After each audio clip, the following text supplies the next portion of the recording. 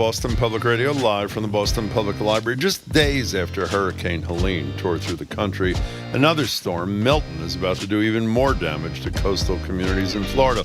We'll start our show with you, opening phone and text lines. Experts say even with urgent climate action, these kinds of megastorms are here to stay. Is there hope for adapting and rebuilding? Or should we retreat, meaning leave the coast and move inland? And if homeowners choose not to, should government rebuilding assistance just end? I'm Marjorie Egan. The Apprentice is a new film out this month tracing the amoral origins of a young Donald Trump, guided by the ruthless Roy Cohn, played by Jeremy Strong, who played Kendall on Succession. We'll talk about that and other arts and culture news with GBH's Jared Bowen. All that ahead, hour number 1 of Boston Public Radio, 89.7 GBH, live from the Boston Public Library. Live from NPR News in Washington, I'm Corva Coleman. The center of Hurricane Milton is menacing Florida's Gulf Coast. It's a powerful Category 4 storm with top sustained winds of 145 miles per hour. It's expected to make landfall late tonight or early tomorrow morning. Millions of people have fled the coast. Florida Governor Ron DeSantis says there's still a little time left for people to get out if they're in danger. So now we're bearing down to where the storm is going to arrive within the next 24 hours. You still have time to evacuate if you are in an evacuation zone. That's because the hurricane storm surge could rise up to 15 feet when it hits land. Officials say no one can survive that. Heavy rain is already falling in Florida, and now the National Weather Service reports a damaging tornado is on the ground in south central Florida. Meanwhile, a new analysis finds that Hurricane Helene was stronger, much wetter, and more likely to happen because of human-caused climate change. NPR's Alejandra Barunda has more. Helene unleashed more than 2 feet of rain on some towns in North Carolina. That would have been unthinkable before, but human-caused climate change has made the impossible into reality. Essentially, all aspects of this event were amplified by climate change to different degrees. And we'll see more of the same as the world continues to warm. That's Ben Clark. He's an extreme weather expert at Imperial College London and a member of the World Weather Attribution Group. That's the team that did the new analysis.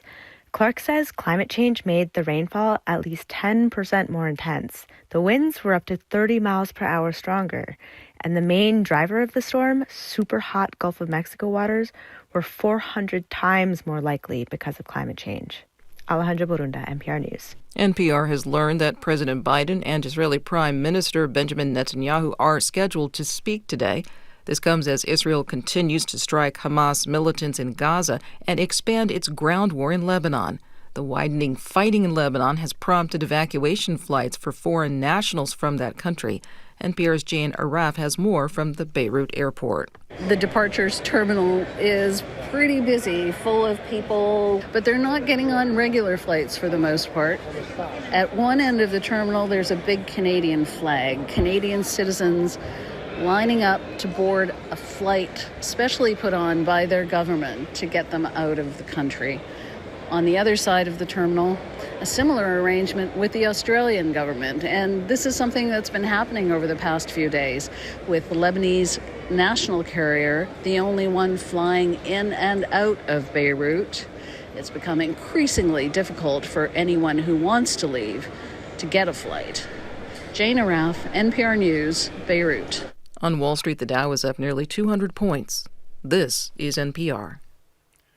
Good morning. With the latest from the GBH Newsroom, I'm Henry Santoro.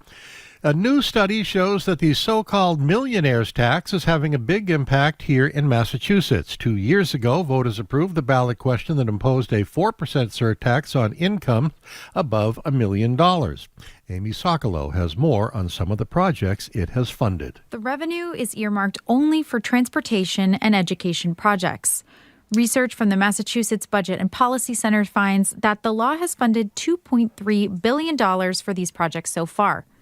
Mass Budget Policy Director Phineas Baxendall says the money allows the state to keep pandemic-era programs funded that other states have wound down. Free school meals went away. Support for childcare providers went away.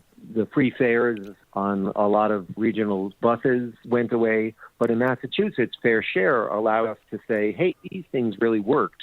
We want to make a commitment as a state to keep those things. The state will dole out another $1 billion in the coming months.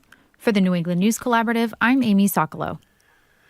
There's good news coming to commuters in the Pioneer Valley. On November 1st, the Pioneer Valley Transit Authority will go fare-free as part of a statewide Tri-Transit initiative. The Hampshire Gazette reports that the initiative provides money to the Transit Authority so that it can waive fees for its riders. The PVTA is also launching a new weekday round-trip service from Amherst out to Greenfield. In sports, lots of baseball playoff action today. Cleveland at Detroit, Philadelphia at the Mets, the Yankees at Kansas City, and the Dodgers at San Diego. 58 degrees in Boston right now. This is GBH News. Support for NPR comes from NPR stations. Other contributors include the estate of Joan B. Kroc, whose bequest serves as an enduring investment in the future of public radio and seeks to help NPR be the model for high-quality journalism in the 21st century. This is NPR.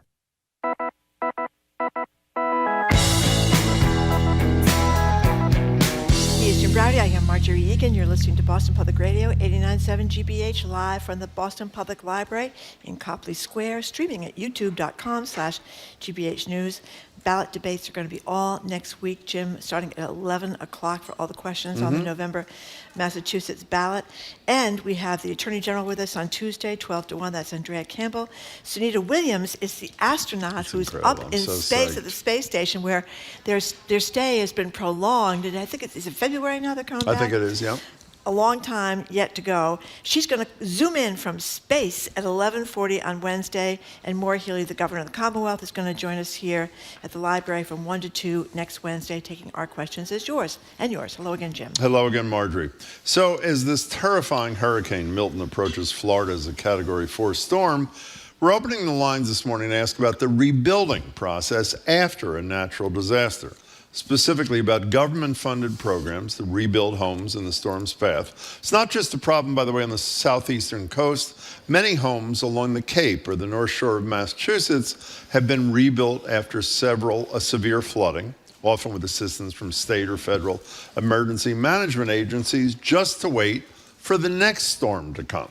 And while I know I speak for Marjorie as well as myself in saying people who lose their homes in natural disasters obviously should be helped by the government and with our taxes, is there a point where we have to think about making what experts call a managed retreat from these vulnerable areas? And if homeowners choose not to do it, should rebuilding money just disappear? Our number is 877-301-8970. That's our specific question for the first part of today's show. But if you have any particular observations or thoughts about the horror that apparently is about to befall a lot of people in Florida, obviously we'd love to hear that too at 877-301-8970. Could you share with people what some other countries do around this whole issue? Well, as usual, the United States is very far behind in thinking about these things. I think it's because we have such a huge country and, the manifest destiny and all that. It's very hard to think that the landmass of the United States is really shrinking because the ocean is coming in on the Pacific and the West Coast and the East Coast, of course, the Atlantic.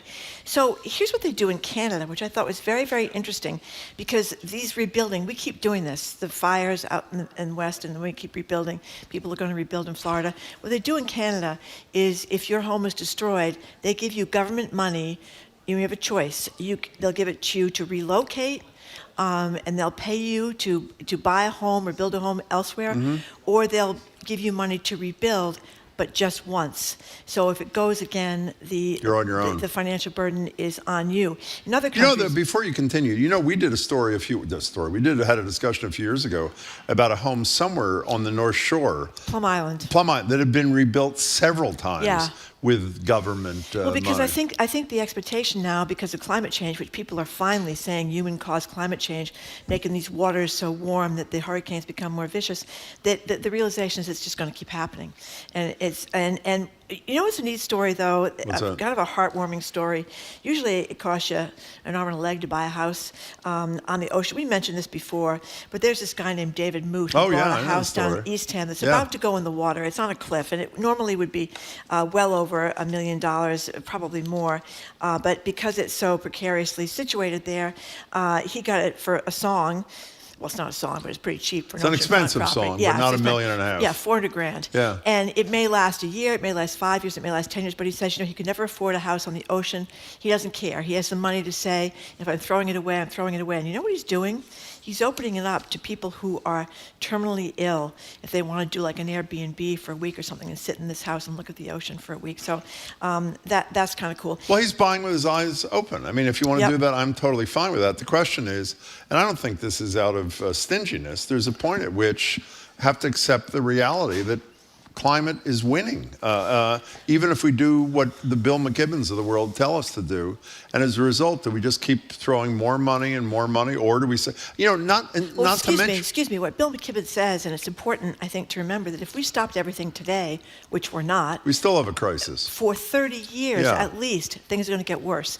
And since we've basically stopped nothing, it could be longer than that. So the hurricanes that seem to be worse now, the wildfires seem to be worse now, they're just going to get worse and worse and worse.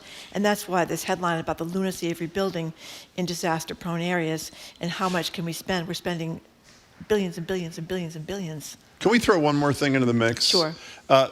This matters because Donald Trump continues to lie about the Biden-Harris effort, and that's not Kamala Harris or President Biden saying it.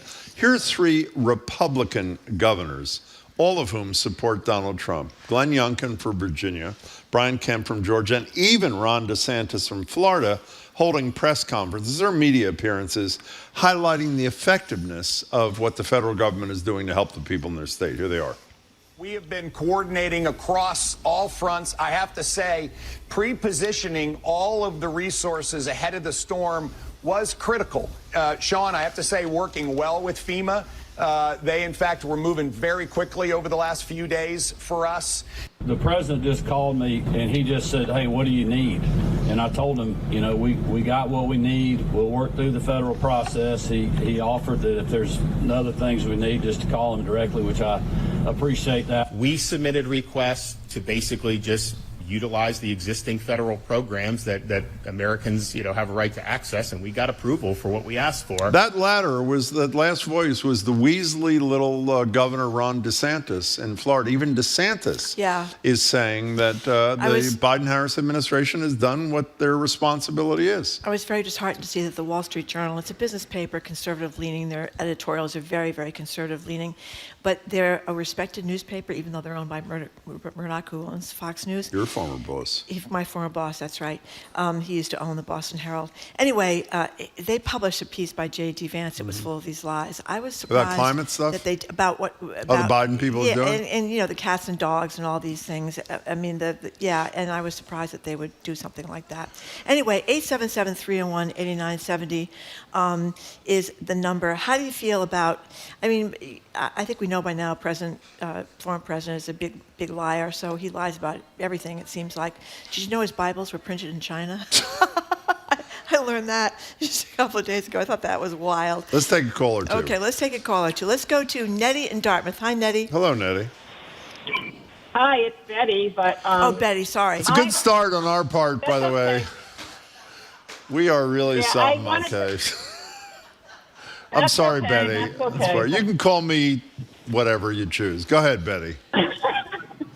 So I just wanted to say that my brother used to live in Florida, and during the last hurricane, FEMA came out and they told them that they would be only covering any expenses that were catastrophic one more time. Oh. And if you had more issues, then you were out of luck. And that's what they told him 2 years ago. He sold his house last year and moved to Missouri. Well, you want to know something, Nettie? Betty, I'm sorry. That is dramatic. The issue that we didn't raise, I don't know why I thought of it in the conversation, that, we'll do it one time and then you're on your own. It's not just throwing government money into a hole out of which it'll never come. It's also allowing individuals to act irresponsibly. And it's one thing to put themselves at risk, but putting people who come to their rescue at risk because they're so stubborn and stay there. So, I think your brother did the right thing. The flip side, you know what that just reminded me of? Do you remember when we went to Munson, Massachusetts? Oh, after the tornado. Yeah. And we interviewed a guy, this a few years ago, who had moved his mother from a place, the name of which I forget, Joplin, Missouri. He had moved his mother a few months before from Joplin, Missouri, because a tornado destroyed her house. She moved with him into Munson, and 2 months later, a tornado destroyed his house there. Obviously, that isn't what we're talking about All here. that was left was the Excuse me, two different places. It's unbelievable. In any case, 877-301-8970. Liliana in a car, well, we can't find it now, but Liliana in a car said something like, I find it absurd that people who vote for climate deniers are then expecting the government to fund the damage that is done by climate. So, I mean, it's just with taxpayer money. Liliana, I'm totally with you. Ozzy in Boston probably got your name wrong too, but welcome to the show. Hi. Hey, Jim. Hi, Margie. I'm so happy I got through. Good. We're glad too. Jim. Yeah. I'm over here yelling at my radio because of you. Okay. So, you said the people that live next to the coast, the water line, move inward. Yep. But the thing about that is climate change is everywhere. You move inward, you got mudslides, you got mountains getting spread with water. You go to California, you got heat, you got wildfire. There's no way to go to escape climate change. Well, that's a good point, Ozzy. That is a fine point, but Ozzy. What they say in these stories is there's sort of areas that are designated to be at extremely high risk. You know, so even though like in Montpelier, Vermont, people were stunned when it was so badly flooded a while back, that would not necessarily be in the high risk. Generally, higher ground is safer ground. Yeah, so there were some places like Cape Cod or like Florida or like the sections of California that get the wildfires. You know what I mean? So that you're right, it goes everywhere, but there are some that are more prone than others, I guess, is what I'm saying. Go ahead, Ozzy. You had something else to say. The climate, I feel like the climate is changing so rapidly, so fast that they don't really know exactly what's going to happen at a specific time. And we're getting caught off guard because we just don't understand no more. We're not paying attention. Well, Ozzy, you make a good point, even though, and by the way, Florida is a good example of what you're talking about. It's hitting the West Coast, but the meteorologists are talking about it spreading across the whole state. The reality is the experts know that some, as Marjorie said, some areas are lower risk, and I guess that's what we're talking about. We're glad you got through, Ozzy. Thanks for the call. What are you laughing about? Chris in Cambridge has a crucial observation. He says apparently lots of the people in Florida now, they are fleeing north. But do we know who these people are? I don't think Florida is sending their best. Some of them could be criminals. Some of them could be bad people. We need to build a wall and have Ron DeSantis pay for it. That is brilliant, Chris. That is you're getting applause from the audience here. That of course, is paraphrasing what Donald Trump said about the people that were coming here from Mexico. Did Mexico end up paying for the whole wall? I can't remember. No, and not much of the wall was built, as it turned out. We got to take a break. We have to take a break. Okay, we're talking about whether the government money should be used to rebuild places that are prone to climate disasters, which are repeatedly being destroyed. Should they be continually rebuilt? And how do we relocate millions of people when we already have a housing crisis? 877-301-8970 is the number. 877-301-8970. This is Boston Public Radio.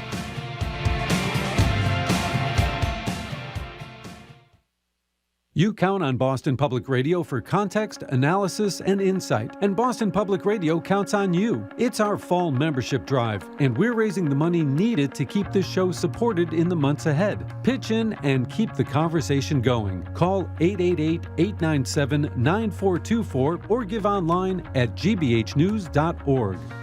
That is correct. We do count on you to keep this operation going here. We depend on you a few times a year because we are a listener-supported operation. Most of our money comes from the generosity of listeners, like the people that are listening to us now or watching us on YouTube. So we would appreciate if you haven't done it before, or maybe you want to be even more generous, if you could contribute something to keep this operation alive. We have this large challenge grant going on right now.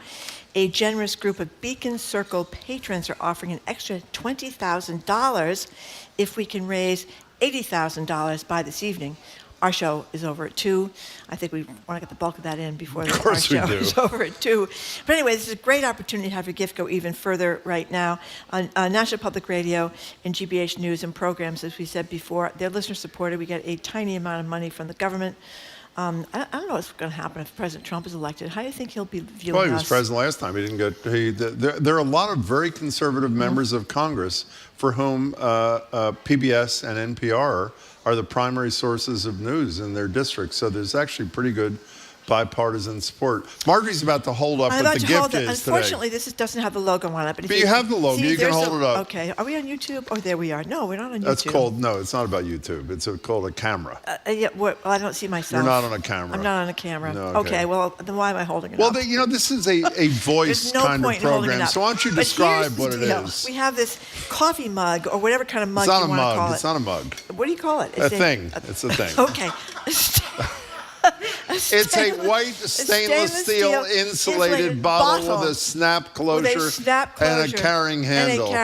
That is correct. And it is white, it's long, it's sleek. It says GBH 897. Sure. Yep. Stand with the facts on the other side. That is particularly relevant for this time. Yep. And if you are interested in that, how much is it? $10 a month, and we'll have our brand new stand with the facts water bottle for you. The number's 888-897-9424, 888-897-9424. No, we're doing a good job today on the show. I think wrong number, wrong name. And by the way, I know what a lot of you are thinking in light of the discussion we're having. This show is sinking fast, too. Why would you invest in that? But we do have some bad segments, but generally, I was just going to say, we rebuild ourselves and we start all over the next day. Okay, so the number is 888-897-9424 or gbhnews.org.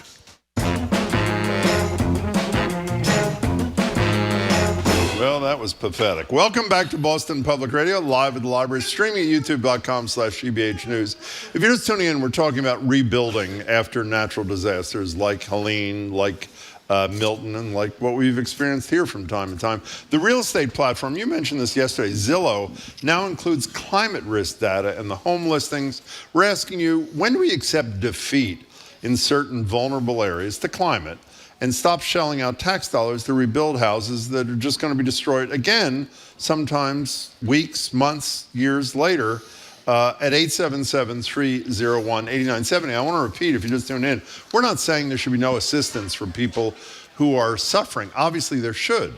But when it gets to tens of thousands, if not hundreds of thousands of dollars to rebuild in areas that are surely to be destroyed by the next storm, does it make more sense to have incentives for people to decide to build elsewhere, even if they're committed to their little plot of land, which I understand. And by the way, what they're talking about in some places that are very prone to flooding, like New Orleans, where Katrina hit, and it was such a tragedy, is that if you move some of these houses and you put in places that can flood, parks that can flood or places that can absorb the water, it does help the water from going elsewhere and is kind of a deterrent. Well, having said that, though, there's some areas, if the surge is at the level that they're talking about with this Milton, which they are talking about as one of the worst storms ever to hit Florida, not recently, ever did Florida. I'm not sure being up on pylons or something, at least on the shore, is going to do it for it.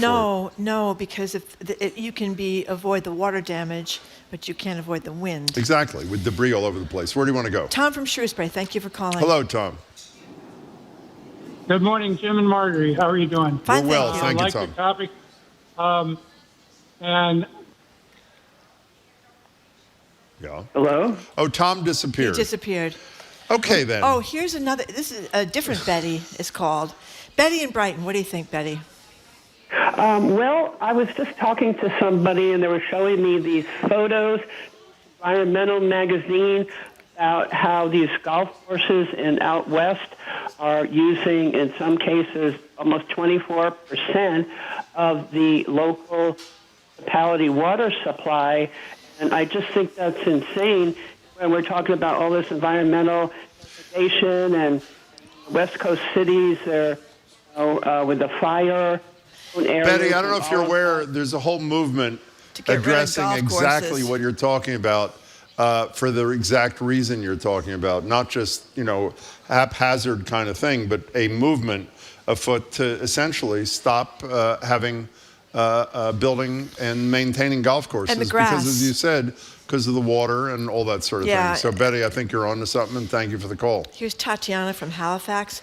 We have a condo in Naples, Florida, which is supposedly going to get a direct hit here. She says it was destroyed during Ian. We are just now at the point where construction is rebuilt and ready to get furniture, and now we have to see what will happen again. We have to hold our breath each storm we see coming now. I mean, that's horrible. I can't even imagine what these people are Don't you have about. like 4 friends who Yeah, have houses in the path? I have a lot of people that are friendly with that live in Sarasota. I have a friend of mine lives in Naples, and my best friend from high school who lives in a place called Newport Richie. She lost her home. You showed me the video. It's pretty horrible. And they have a small house because real estate has been pretty cheap in Florida, and they bought a little second house like to rent out as an Airbnb kind of thing. That's gone, and the pictures of the damage that's done, the mud on the floor and the smell, and she was out there in 92-degree heat with massive humidity in a house that smelled of sewage because the septic tanks overflow, trying to clean it out. I mean, it's just horrible. Emily in Newton, thank you for calling. Hey, Emily. Hi, folks. Hi. It was great being on the show a couple months ago. Tell people who you are, Emily. From Charles River. Yep, go ahead. Hi. Yeah, so my comment is that obviously what's happening in Florida is horrific and scary, but that the issue of flooding is very relevant for our area as well, not just on the coast, but also inland. Think about Leominster. Yep. And what climate change is bringing here is more intense rainstorms that is only going to continue, which specifically means more water in a shorter period of time, which our stormwater infrastructure was not designed for. However, it's really important for people to know there are things we can do to make our homes and buildings and roads safer from flooding, but it means a lot of change. It means updating a lot of the way that we deal with our built environment. Stormwater rules, how much runoff has to be kept on site for new or existing development, whether you can even build it all in some areas. So one very basic step we should take: over a dozen other states require disclosure of flood incidents before you buy or rent a home. And we don't. So people today are buying homes that have flooded out. That is They're incredible. renting homes that have flooded out, and they aren't even aware of the risks that they're in. And keep in mind, FEMA flood maps are decades out of date, and they are not being updated. So that is a very quote-unquote simple, nothing in Massachusetts politics is simple, but that is a very common sense step that we should be taking. And by the way, other than, I'm guessing, other than the real estate industry and whoever they own on Beacon Hill, is there any reason not to pass that like tomorrow? Well, they're not in session, of course, but is there any reason they wouldn't pass this like in a minute? So I think it's going to have to be a discussion, because if you already own your home and you're looking to sell, and suddenly there's this disclosure, it may affect the value of your home. Yeah, but it's an honest disclosure. I mean, I feel bad for that person. What? But that person has a vote, and that person would advocate to their elected official. I got it. Emily, thanks. It's good to hear from you. Appreciate it. You know, I was out looking at some houses for one of my kids earlier this year, and we went to this house that had a brook next to it, and it was so pretty, the brook next to it. And then I looked, and there's a huge sump pump in the basement, and I'm thinking, big trouble down the road. Didn't you live in Lizzie Borden's house? I know it wasn't a flood. My cousin. Your cousin yeah, did? it was not flooded. Did they tell you in advance that someone was axed to death in the house? Or I don't know. Did they not tell you? They didn't live in the house of the actual murder. They lived in the house. That was on 2nd Street in Where Fall they River. moved to after? Yeah, but after the murder, she moved to this house in a nice part of Fall River. And yeah, my cousins bought it, and we used to go looking for the axe at Thanksgiving dinner. Let's get Joe in Ashford, Connecticut in. Welcome, Joe. Thanks for your call. Hi. Hi. First-time caller. Thank you. Long-time listener and lifelong Democrat.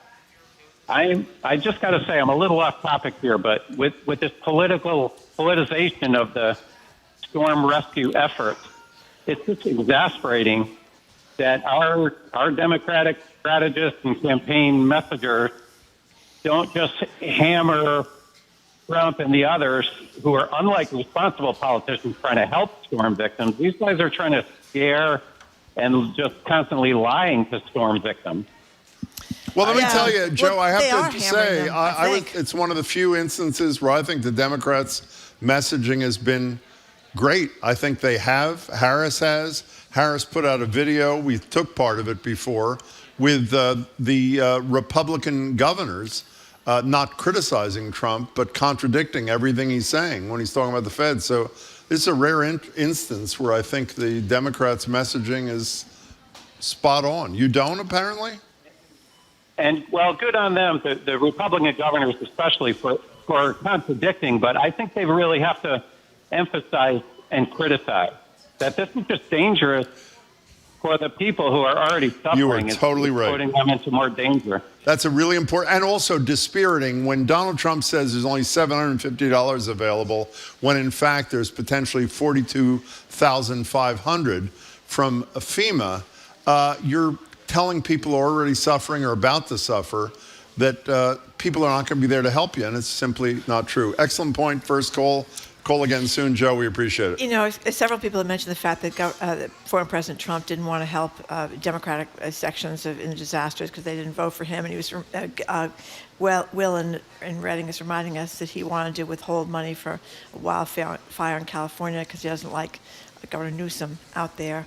And by the way, that's another example, as someone always says on the show, of now Trump accusing Democrats of what he's doing inaccurately of exactly what he did. When he was president for 4 years. And one quick one. Listen, I want you to answer this, Jim. If throwing taxpayer money at climate disasters is a waste, shouldn't the same be said for throwing money at Ukraine because they can't win?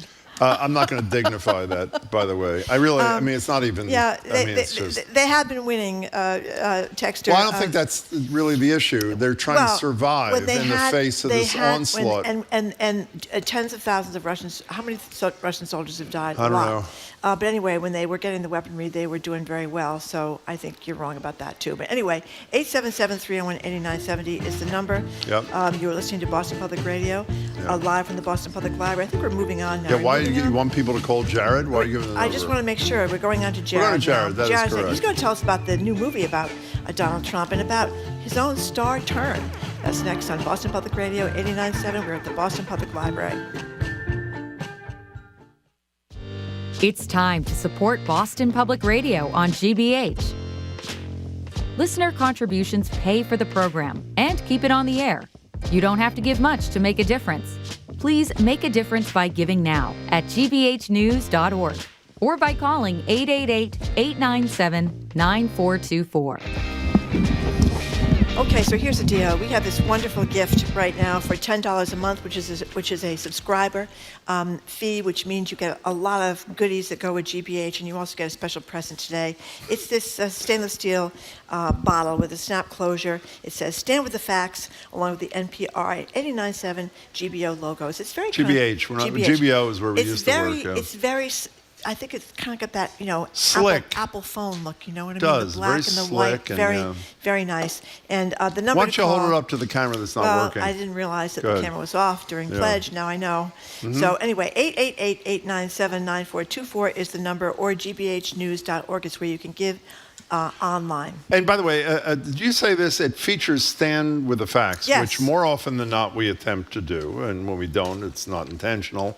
$10 a month, and if you do $10 a month beyond getting whatever that thing is, what is it again? It's a subscriber. No, what is the stainless steel insulated bottle? Yeah, whatever. With a snap closure. Okay, fine. They become a sustaining member. Yep. That's what I was trying to say inarticulately.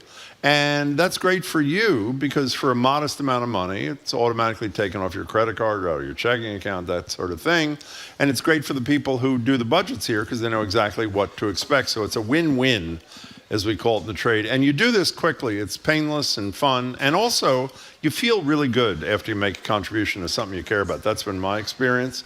You call 888-897-9424 or gbhnews.org. Now, you were clutching that whatever you call it, white stainless steel insulated bottle. 20 ounces. How does it feel to have your hand around it there, Feels Margaret? good, Jim. Really good? Yeah, it feels very chic. It does. It's got a clean look about it. And how much does it cost again to get one of those things? $10 a month. Yeah, $10 a month is a sustaining member. And you're supporting something, hopefully you care a lot about our show, the shows of all of our colleagues, even the show, I just realized this guy's got his own show too. The guy about to join us in a minute, that would be the Culture Show. Okay. If you want to support it, you call 888-897-9424.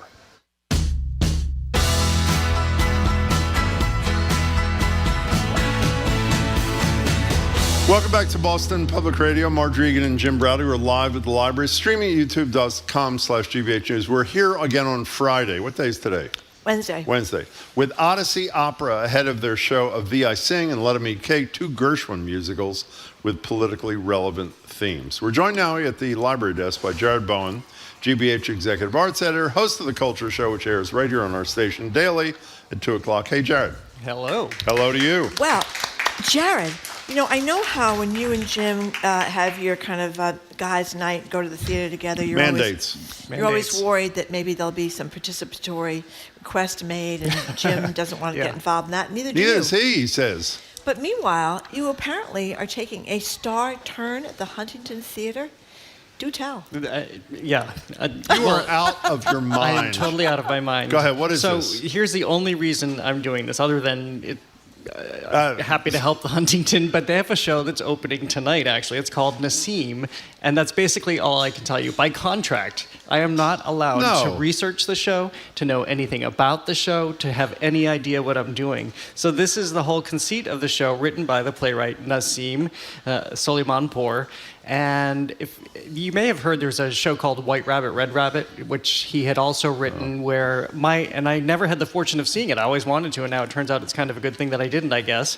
But they would have a different guest star each night who shows up, and then something happens, and I don't even know what that something is. So now they have this new play by Nassim called Nassim, and there's a different guest person every single night. For instance, on Friday, you can go to the Huntington and see Tony Shalhoub.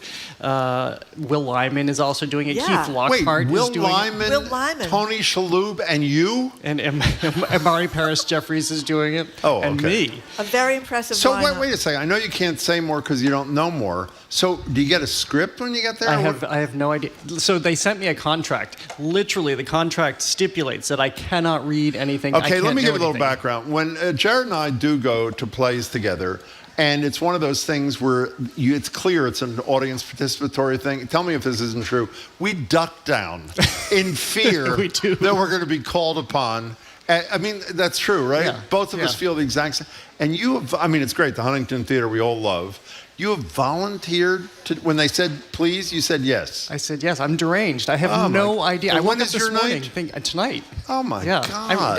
I'm the level of terror in my system right now. I won't be able to eat for 44 days, I think. We did not have a contract. We were able to read about the concept. Well, you can't tell me anything. I'm just going to tell you, I think it's very clever, and I think it's going to be a lot of fun. Okay. So well, that's Marjorie's opinion. I think it's going to be terrifying and horrible. I mean, the play is going to be great, but I can't wait to talk to you after this thing. It should be great. So where is this again? So it's at the Huntington, at the Calderwood Pavilion. And see, I can't even talk already. Exactly. I'm so nervous. So people have heard of The Apprentice. That was Donald Trump's long-running TV show where he was the big businessman who was firing everybody from behind him at a big desk. Well, there's a movie now, The Apprentice biopic with a young Donald Trump played by Sebastian Stan. And this is a clip we're going to play for you. He's trying to do an interview in the back of a car, coached on the side by Roy Cohn, the rather nefarious lawyer, and he's played by Jeremy Strong from Succession. Here it is. Very excited to talk to you. Donald, now that the lawsuit is behind you, what do you want to do next? Well, I intend to acquire the Commodore, and I'm planning on making it the best and the finest building in the city, maybe the country, in the world. Judy, in the world, it's going to be the finest building in the world. It's going to be a spectacular hotel, absolutely spectacular. You saw this thing? I have seen it. And? Well, should we give the quick background? Of course, please. So the quick background is I had a fair amount of outrage about this because I thought there was censorship happening just within America because this film was made. It was made here, and then, as often happens with films, the filmmakers bring it to film festivals, they put it before studios, they get acquired, they get released, and that's how we see them. Well, this film was made, they put it before the studios, they put it in festivals, huge success at the festivals, but then no studio would acquire it. No MGM, no Amazon, no Netflix, no Sony. So finally, the filmmakers were to put this together so that they could release it independently. I saw the film this week. It's really, really good. What does that mean, really, really good? It's a really well-made film. There's nothing there's not a caricature element to this. I think it's profoundly disturbing because essentially it's called The Apprentice because you have Roy Cohn, who is in the 70s and 80s the king of New York in many respects, partly because he's blackmailing people. He's recording conversations, using it against them. And the film opens with him encountering a very young Donald Trump, and he sees something in him, and he takes him under his wing. Again, Jeremy Strong is playing Roy Cohn. There's a lot of Oscar buzz. He should definitely be nominated for an Oscar. Sebastian Stan from I, Tonya and Pam and Tommy, and also the Marvel Universe is playing Donald Trump. He doesn't do a caricature. He has all of the mannerisms down. And you see how he comes under the tutelage of Roy Cohn at this point in his career where he's trying to step out away from his father and really make a splash in New York by taking over the Commodore building on 42nd Street and do something really audacious. Get New York to promise him a tax abatement so that he can build this structure in a neighborhood that's pretty derelict. And it works because this is the power that Roy Cohn has given him. And then he moves out under the master and becomes the Donald Trump that we know today. Yeah, two things. One, for the few people who don't know Roy Cohn, you do know the McCarthy hearings, and he was Senator McCarthy's right-hand man destroying the lives of people. He was the one, if you watch the brilliant Michael Kirk films on Frontline, The Choice, who described that it was Roy Cohn who taught Donald Trump how to lie when you lose. Just say you won relentlessly, which is what he's done through his whole life. He basically taught him how to lie. The thing that I want to get back to, when you said it was sort of censorship, I am glad it's out, but I read a lot about this. People who are Trump fans have heard Trump say it's horrible, it shouldn't be allowed to air, so they're not going to go to see it. People who don't like Trump, a lot of people I know who I've talked to about the film who haven't seen it said, I don't want to see him more than I already am forced to see him. So wasn't it just an economic decision on the, I mean, there was no distributor for Francis Ford Coppola's recent movie for ages, one of the great filmmakers of our lifetime. Isn't that what it's about, just the bottom line? No. I think it's retaliation. The distinction, yeah, there are a couple of retaliation against whom? Against the people that put it out from Donald Trump. Yeah, they were afraid that he would become president again and there would be retaliation. And you have this big media conglomerates, and so they're concerned about that. And the distinction here between this and Megalopolis is Megalopolis came out with pretty bad reviews in the film festival, so people knew that was a risk. Also, Francis Ford Coppola had already, these filmmakers put their own money into it too, but this is different. This came out with a lot of Oscar buzz. Megalopolis didn't have that. And so we know what Donald Trump has said about this. He even tried to sue to prevent its release. And I think that it is what it is. And I think as I was watching it, trying to put my journalistic hat on as well, people who love Donald Trump, his supporters who are going to vote for him in a month, they're going to love this film because it's everything he embodies and his philosophy about life. And there are these three mantras basically that came from Roy Cohn. One is attack, attack, attack. 2, admit nothing. And 3, never admit defeat. We see this move forward in history too. And I think anybody who doesn't support Donald Trump is going to see that and see the reasons they don't support him. But bottom line, again, it's a well-made film. Is it widely, quickly, wide distribution or limited number? It's wide. Right now it's limited because they don't have a strong arm. Okay. Okay, we're speaking with Jared Bowen. We're going to keep talking to him after a quick break. You're listening to Boston Public Radio, 89.7 GBH, broadcasting live at the Boston Public Library.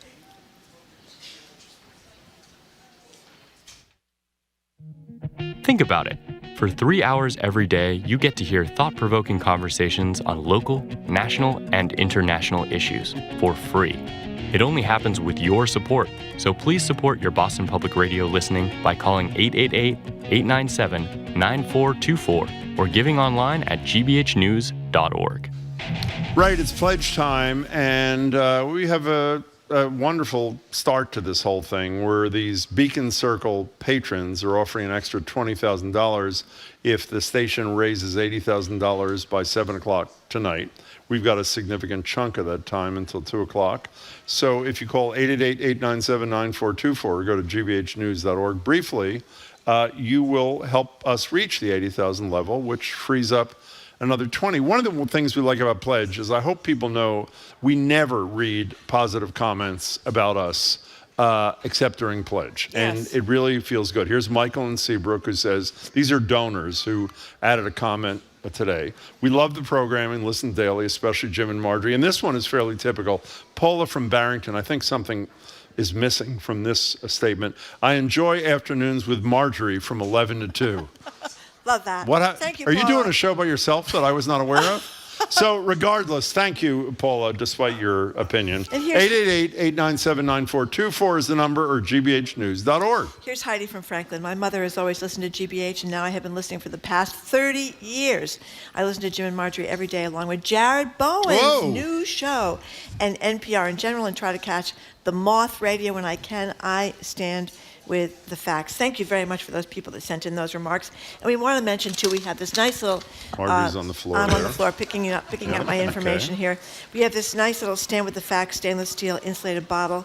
You can put your coffee in it, you can put your ice water in it, whatever you want to put in it. It's very sleek looking, and it has the GBH 897 logo on the side.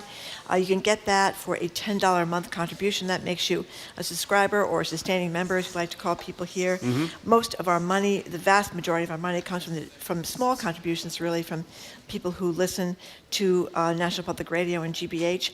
I think it's well over 70%. Then we have some private foundations that give us money, and then the government gives us a small amount. So your support is how we stay in business, basically, and the media landscape is changing, so it's really important, if you like what you hear, to try to support it if you can. Just $10 a month, $15 a month is all it takes, and the $10 a month gets you that sleek little coffee mug. The number again is 888-897-9424, or you can give online at gbhnews.org.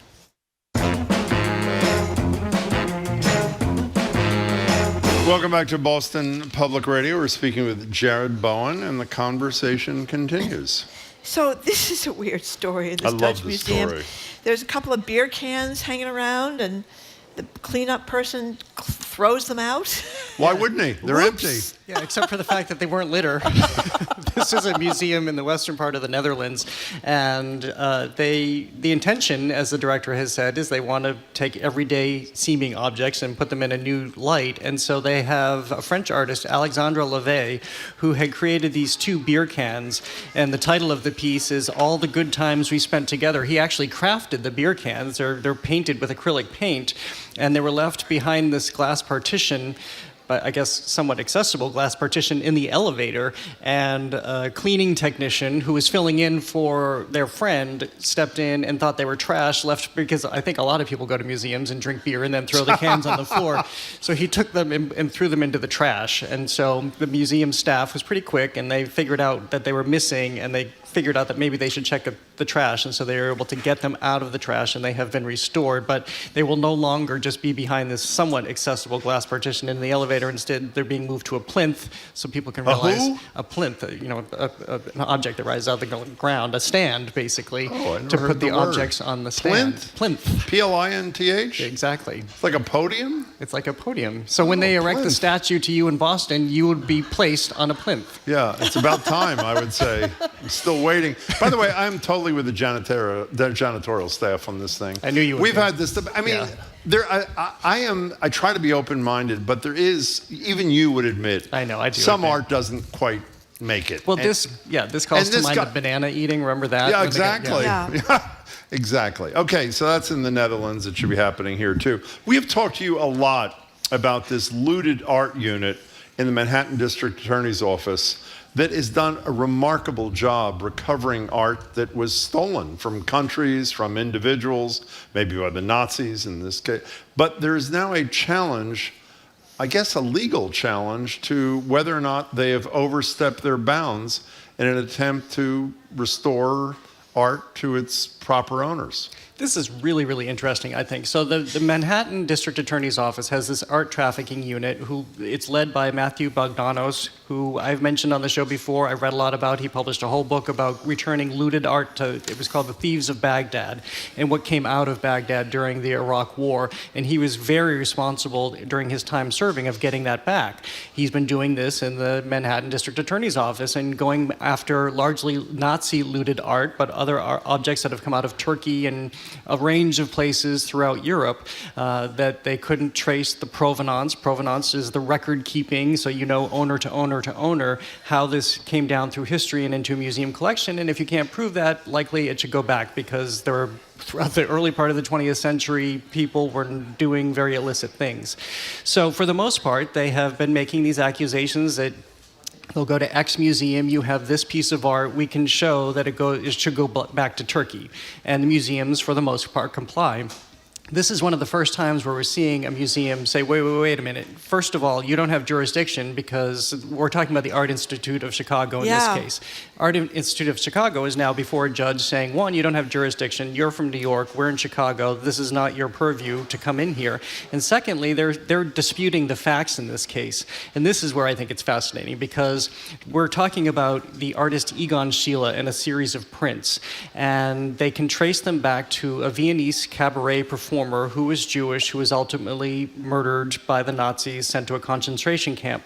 His wife had ultimately, or a family member had ultimately taken his works and put them into storage. So the Manhattan DA's office is alleging that the storage was basically governed by the Nazis, therefore the Nazis took over the art.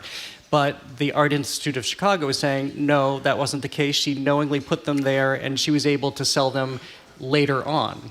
So can I interrupt just to say, they're not really, are they challenging in a big way the whole concept of this unit in the Manhattan DA's office doing what it does?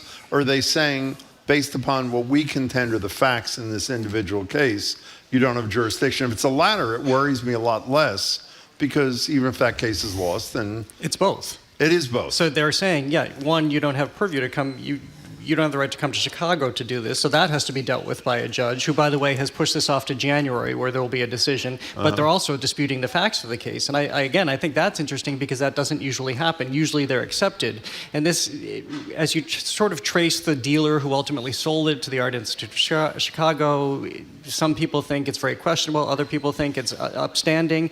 And this is what we've talked about in the past, that it's very, very difficult to have clear records in all of these situations. Sure. So this is why museums have difficulty often just send the art back, because they can't prove it beyond reasonable doubt. Can we only have a minute left. How are you not trembling? At what time is it? I'm nervous, and I'm not taking the stage. Well, I will say, at the hunting tonight. This is unbelievable you're doing this. The only reason I think it's interesting that I'm not that as scared as I might be is because I don't know what to be scared of, because I don't know anything about this show. And since you don't have time to prepare, you're not expected to prepare something and to memorize something, then you can get off the hook a What little happens bit more when he makes a fool of himself? Is somebody going to videotape this? I'm please sorry, don't even put that into the air. No, I don't think so. Don't you want a record of this so you can show your friends at cocktail parties? Nope. No? Okay. All Not right. at all. What, him being taken to the ER? Is that what he wants a record of? As he hyperventilates? You know, he By might... the way, I'm not...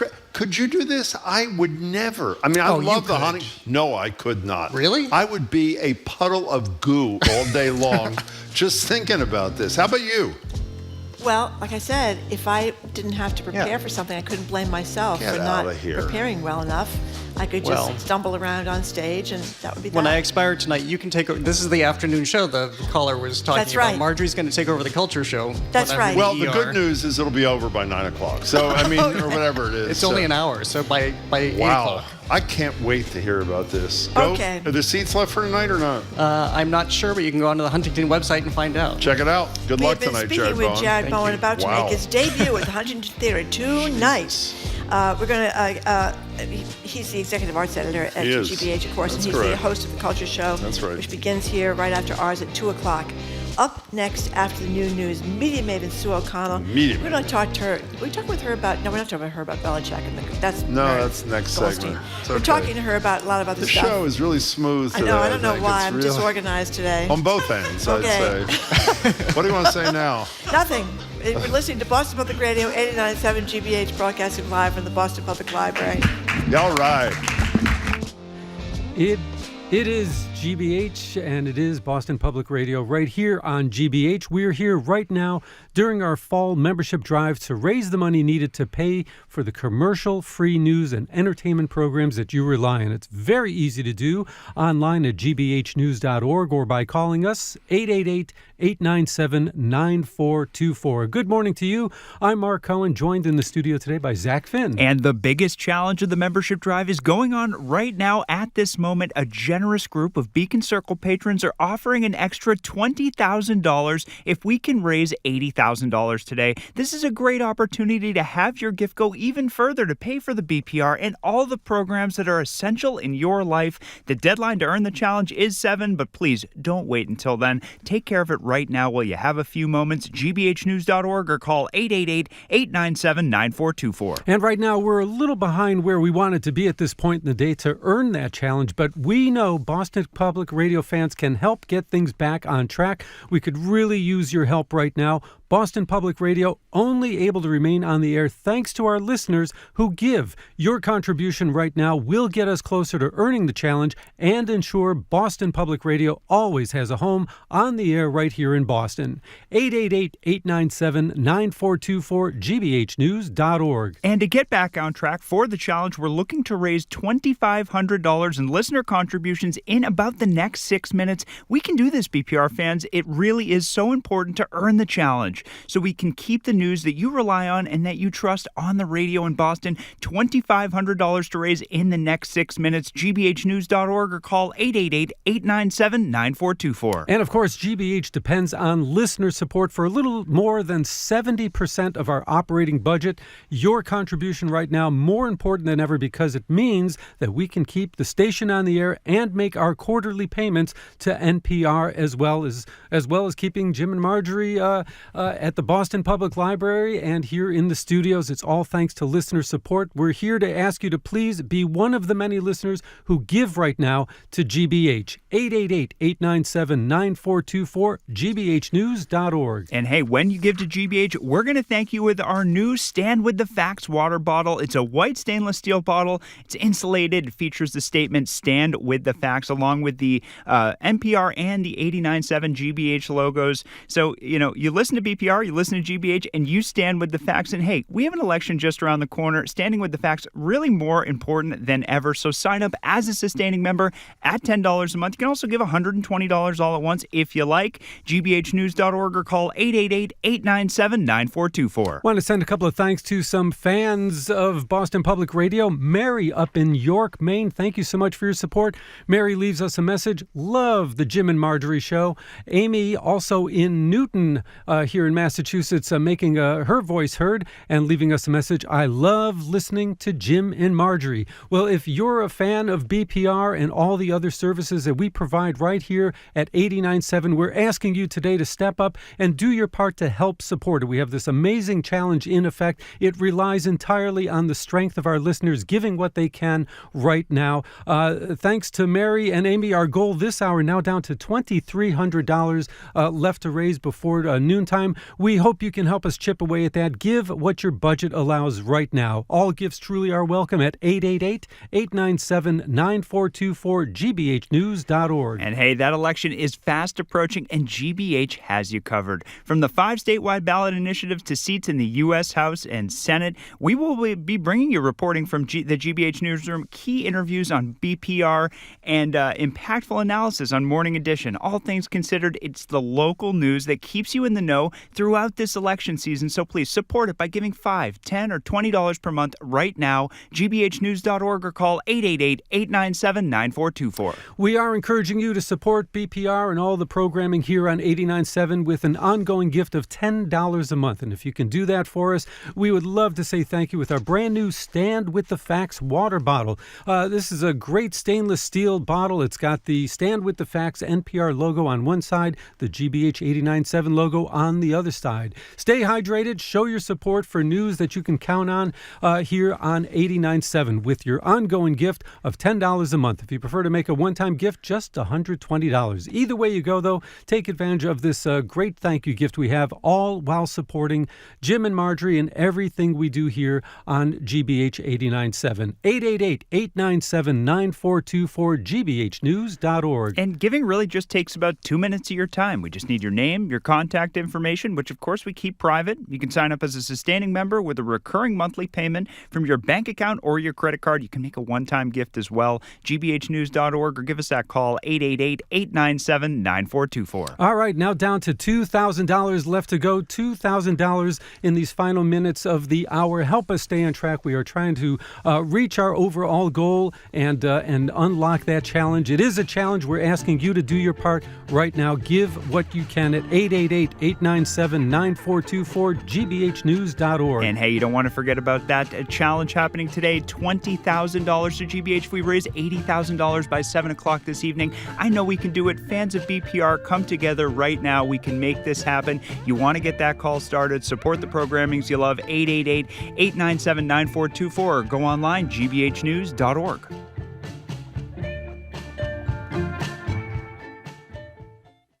Funding for our programs comes from you. And Shriners Children's Boston. Accidents happen, and when those accidents involve a burn injury of any size, Shriners Children's Boston is the place to turn for any burn.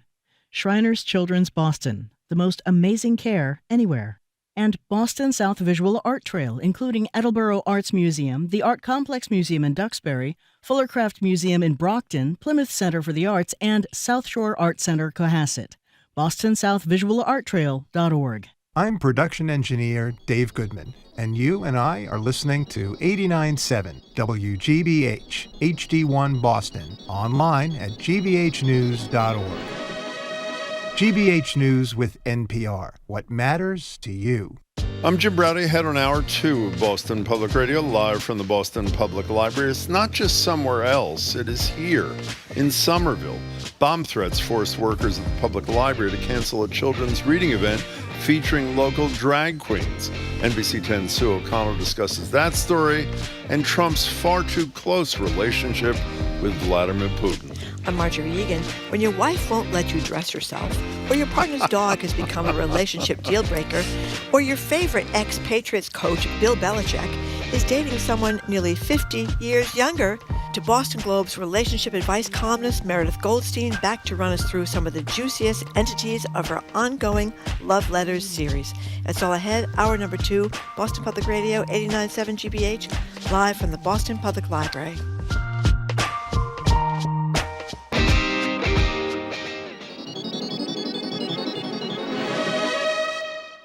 Live from NPR News in Washington, I'm Lakshmi Singh. Many Floridians attempting to evacuate ahead of Hurricane Milton are facing a series of hurdles: dwindling hotel vacancies, stations running out of gas, and heavy traffic.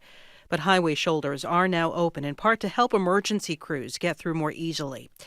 The approaching storm is a Cat 4 with top sustained winds of 145 miles per hour. Forecast to make landfall just south of Tampa overnight. It is arriving just 2 weeks after Helene's strike. Ahead of Milton, crews have been rushing to clear Helene debris. Debris that could turn into projectiles as Milton sweeps across the peninsula. Stephanie Colombini with member station WUSF has more. Despite a surge in resources to clear debris from Helene the past few days, it wasn't enough. Pinellas County Sheriff Bob Gualtieri says piles of furniture, appliances, and all sorts of materials remain on the streets in hard-hit areas. All of the stuff that's sitting on the side of the road was in people's homes 2 weeks ago. Now it's sitting on the side of the road, and that's all going to get floated around. So we really do have great concern about the aftermath. High winds and heavy rain from Milton could cause even more damage. Gualtieri says residents should not expect quick access to their homes after the storm passes. For NPR News, I'm Stephanie Colombini in Tampa. As early voting is set to kick off in Arizona today, Vice President Harris is visiting the swing state this week to shore up support, especially among Latino voters. NPR's Deepa Shivaram reports Harris is on the trail after doing a series of interviews yesterday in New York. After hitting The View, Howard Stern, and The Late Show with Stephen Colbert, Harris is headed to Arizona and Nevada. In Nevada, Harris will take part in a town hall with Univision, a Spanish-language broadcaster. Latino voters will be critical for Democrats there and in Arizona.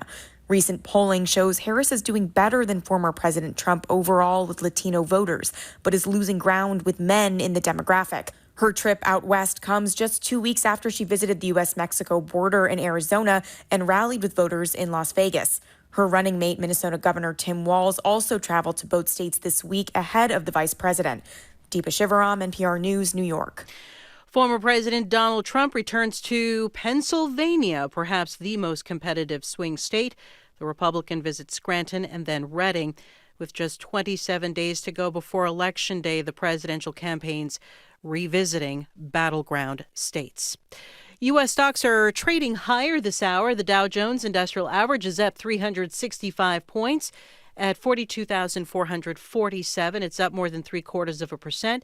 The Nasdaq is up 84. The S&P is up 33 points. This is NPR News. Good afternoon. With the latest from the GBH Newsroom, I'm Henry Santoro. Red Cross volunteers from Massachusetts have been setting up shelters in Florida as Hurricane Milton bears down on the state.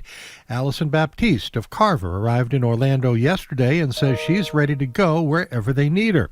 She's a student at BU and explains why she began volunteering with the Red Cross. You can be there in even just a little bit of a way to help them out, even just to get through that first couple of days.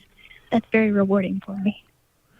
Baptiste became a Red Cross volunteer last year and has joined more than 100 volunteers in Orlando right now.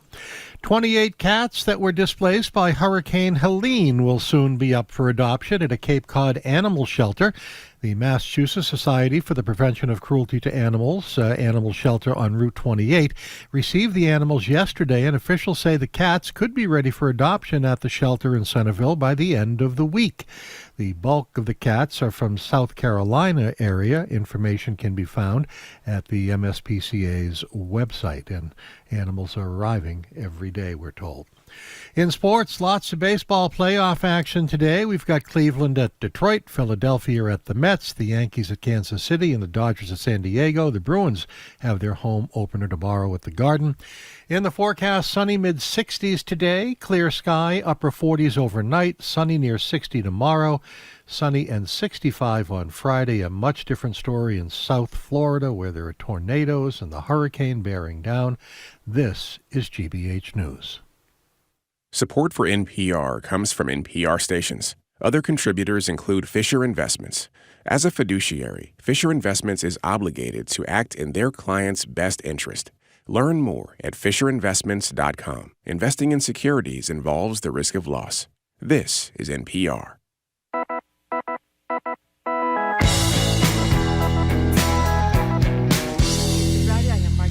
Welcome to hour number 2 of Boston Public Radio, 89.7 GBH. We are broadcasting live from the Boston Public Library and streaming at youtube.com/GBH News.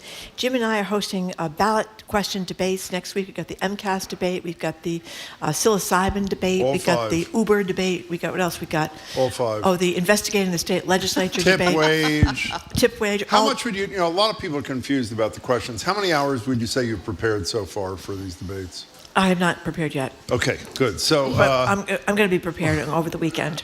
Anyway, on Tuesday, we're going to be joined by the Attorney General of the Commonwealth, Andrea Campbell. She's going to be with us at 11 o'clock here at the from 12 to 1, here at the library. Okay.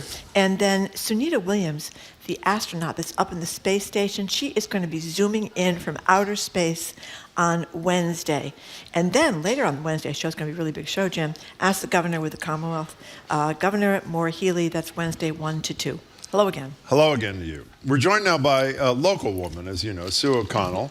This local woman is co-publisher of Bay Windows and the South End News, co-host with Corey Smith He wasn't the guy we were talking about the other day. No, but we should say Corey Smith's name several times to just make up for the other day with whoever Colton that Bradford. guy was. Colton Bradford. Corey Smith of NBC 10 Boston's At Issue, which airs every Sunday at 11:30. Following Meet the Press. Hey there, Sue O'Connell. Hello, good day, good day. Good day to you. Hi, Good hello, day. what a gorgeous day outside. It is very nice. So the legendary reporter Bob Woodward, half of the Woodward and Bernstein team that brought down... In his 80s. In his 80s, yeah, still going strong. He, of course, wrote the book that, and then did the investigative reporting that led to the Watergate scandal involving Richard Nixon.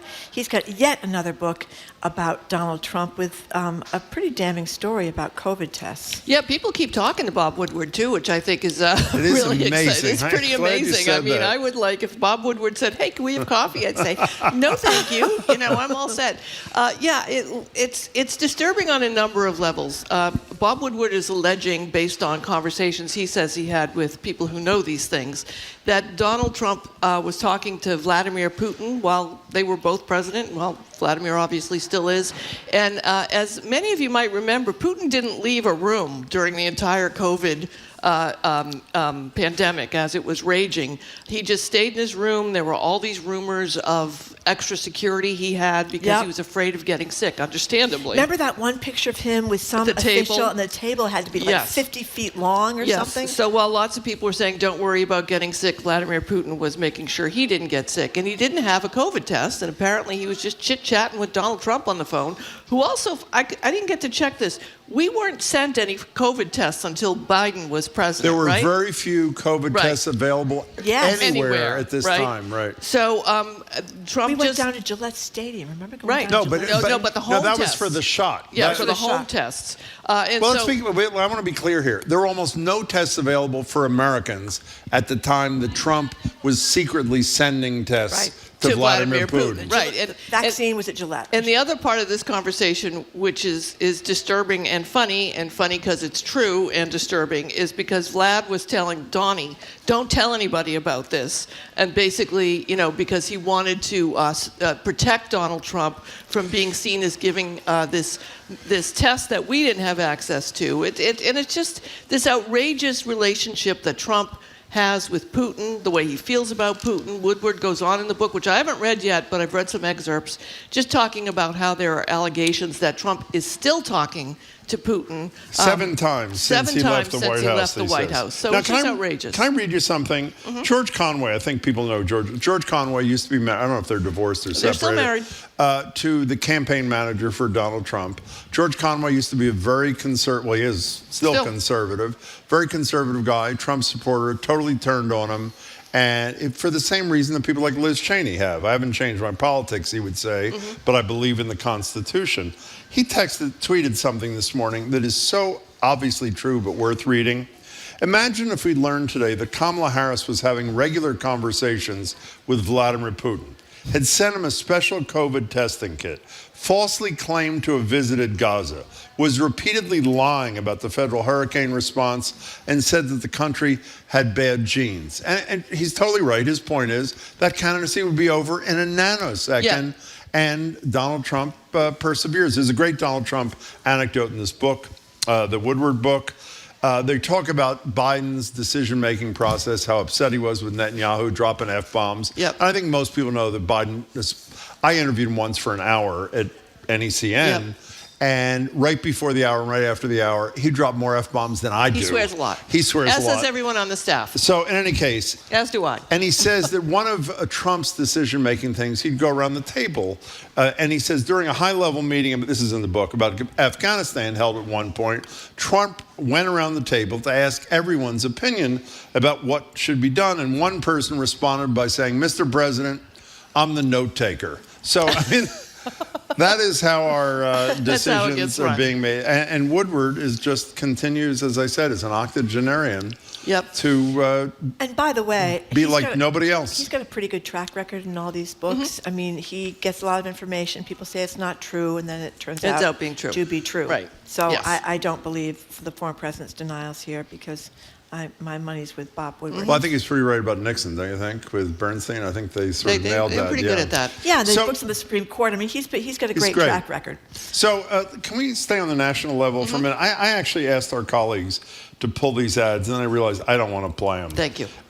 These are ads that are being run across the country, not only against Kamala Harris, but, for example, I read this morning there's a PAC that's spending more money than any other political action committee in support of Trump in Ohio, which is one of the most important Senate races. Every single ad, let me repeat, every ad that is done against Senator Brown, the Democratic incumbent who's at risk of losing his seat, attacks trans people. That's their ticket here. Right. Attack the most vulnerable people on the planet for political gain, and that is part of the Trump national strategy to attack trans people, get votes. Yeah, I mean, they didn't invent it, right? The wedge issue that the Republicans used, especially some people believe that George W. Bush was able to beat John Kerry because of Ohio. There was a same-sex marriage, a DOMA question, constitutional amendment on the ballot, and that they were able to use same-sex marriage as a way to get more Republicans out to vote. And of course, they voted for George Bush, and that was crucial. Some people disagree with that, but I kind of think it's definitely true. But in this instance, very similar strategy on the right to the pro-choice strategy on the ballot in 2024. Like in Florida, there's a ballot question to try and overrule DeSantis's restrictions, and that's driving Democrats. I'm predicting Florida may be blue, by the way, so put that on the record. But in this situation, they're using, again, a very small number of people, a tiny, tiny, tiny, tiny, tiny number of people, trans people, and a very smaller part of that, children, teenagers, who want to participate in sports, which is even tinier. And they're using this as the boogeyman to scare, and make no mistake about it, white suburban female voters. That's who they're trying to address. They're trying to tell them by talking to them around the fears they have around their daughters and sons in schools, and trying to weaponize that to make them get to the polls, and making something that you can have a number of opinions about this. And I always say, center the people who are involved in it, the kids, the coaches, the women, the men, the parents, have conversations about it. But don't demonize people, especially when they're usually just children. Yeah. And they're using this to try and get people to get out to vote for Trump, to get over any concerns they have about this liar who is busy sacrificing, basically, people in Florida right now because of his lies around FEMA, and making these very few trans children the demons to get white female suburban voters to vote for him. Yeah, all these ads, and again, the most vulnerable, I think it's fair to say the most vulnerable people in our society. In a related story before we take a break, I was going to say I like this story, and then I realized how stupid that was. And what I meant was, this was where there was a drag story hour at the Somerville Library, and the reason I was going to say I liked it, which I obviously don't, is because I like when we are awakened here in New England to realize that all these horrible, racist, misogynistic, homophobic things are not just the product of some faraway state, but right here, one of the most progressive communities. What happened at this Somerville Library? Yeah, I mean, again, it's another one of these drag story hours in Somerville, and all of a sudden there was a threat that they got a bomb threat. Authorities came in and swept the facility to make sure it was safe, and of course, again, there's nothing happening here except some people dressed up as drag performers reading books to children. And you don't have to go, right? You're not required to go. And as the great comedian Wanda Sykes says, next time a drag performer hits a child in the head with a book, let us know, and we'll get there and we'll fight to make sure that the kids are safe. And of course, the police, the explosive police had to show up. They had to sweep everything. And again, it's a person who is here in Massachusetts. And it's easy to be dismissive and say it's one person or two people, but this is the sort of concern I have about when we stop trusting government and think we can take things into our own hands. Yeah. And this is the sort of action we're seeing more and more. Look, if you don't like something, and I keep saying this, Talk to your elected officials. You unhappy about drag performances at libraries? If this is the most important thing in the world to you, in this world that's happening right now, write your city councilor, call your mayor. Or maybe just don't go. Or don't that's go. Another No, possibility. absolutely. Don't send your kids. And it's just crazy.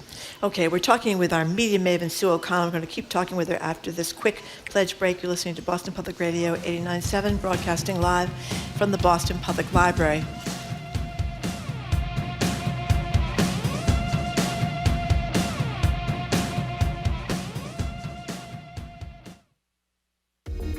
If you listen to Boston Public Radio 3 hours a day, that's 15 hours a week, 60 hours a month, and 720 hours a year. Maybe it's time you pitched in. Call 888-897-9424 or give online at gbhnews.org. So this is the first day of our fall pledge drive. We have this special deal going on today, a $20,000 challenge grant from a generous group of Beacon Hill patrons. So we can only earn this challenge if we raise $80,000 in listener contributions by 7 p.m. this evening. So if we earn those $80,000, then because of this Beacon Circle patron group, we'll get an extra $20,000. So it's a way to make even more money for the station. And as I said so many times now, we depend on the generosity of our listeners to support this whole operation, which is on 24 hours a day, 7 days a week. Our show, The Culture Show, all these shows go on into the evening, all the great shows we have on the weekend. It's a nonstop operation here, and it's expensive, and we depend on the public and people who are writing private grants, and also the government, but it's a very small amount for the government. It could be even worse for the government if we have a change of regime here. So anyway, the number is 888-897-9424, gbhnews.org. I think really important to disabuse people of the notion, as you did a minute ago, an infinitesimally small amount of public media's funding here and elsewhere comes from the government. That's, the attack when it comes is all about all this government money. The vast majority of money comes from people like you who decide what they hear here is important. Like we got Leanne from Arlington who said impartial reporting of the news, in-depth coverage, not only hot topics, but also ones that should be covered and talked about more. Entertaining weekend program, 89.7 is my go-to station for news. Well, if it is, then here's an opportunity to support it from dawn to dusk and beyond at 888-897-9424, gbhnews.org. Marjorie's been mentioning this, whatever this thing is, this stainless steel insulated bottle with Stand With The Facts logo and the GBH logo, etc. That may be your cup of tea. It's great. It's $10 a month. Give whatever you can. If you can give monthly, it's great as a sustaining member, $5 a month, $100 a month, $1,000 if you're rolling in cash, or just give one time so that you show that you care about what you hear here. It means a lot to us, not just the money, but the statement of support for what we and our colleagues are lucky enough to be able to do. Our number is 888-897-9424 or gbhnews.org.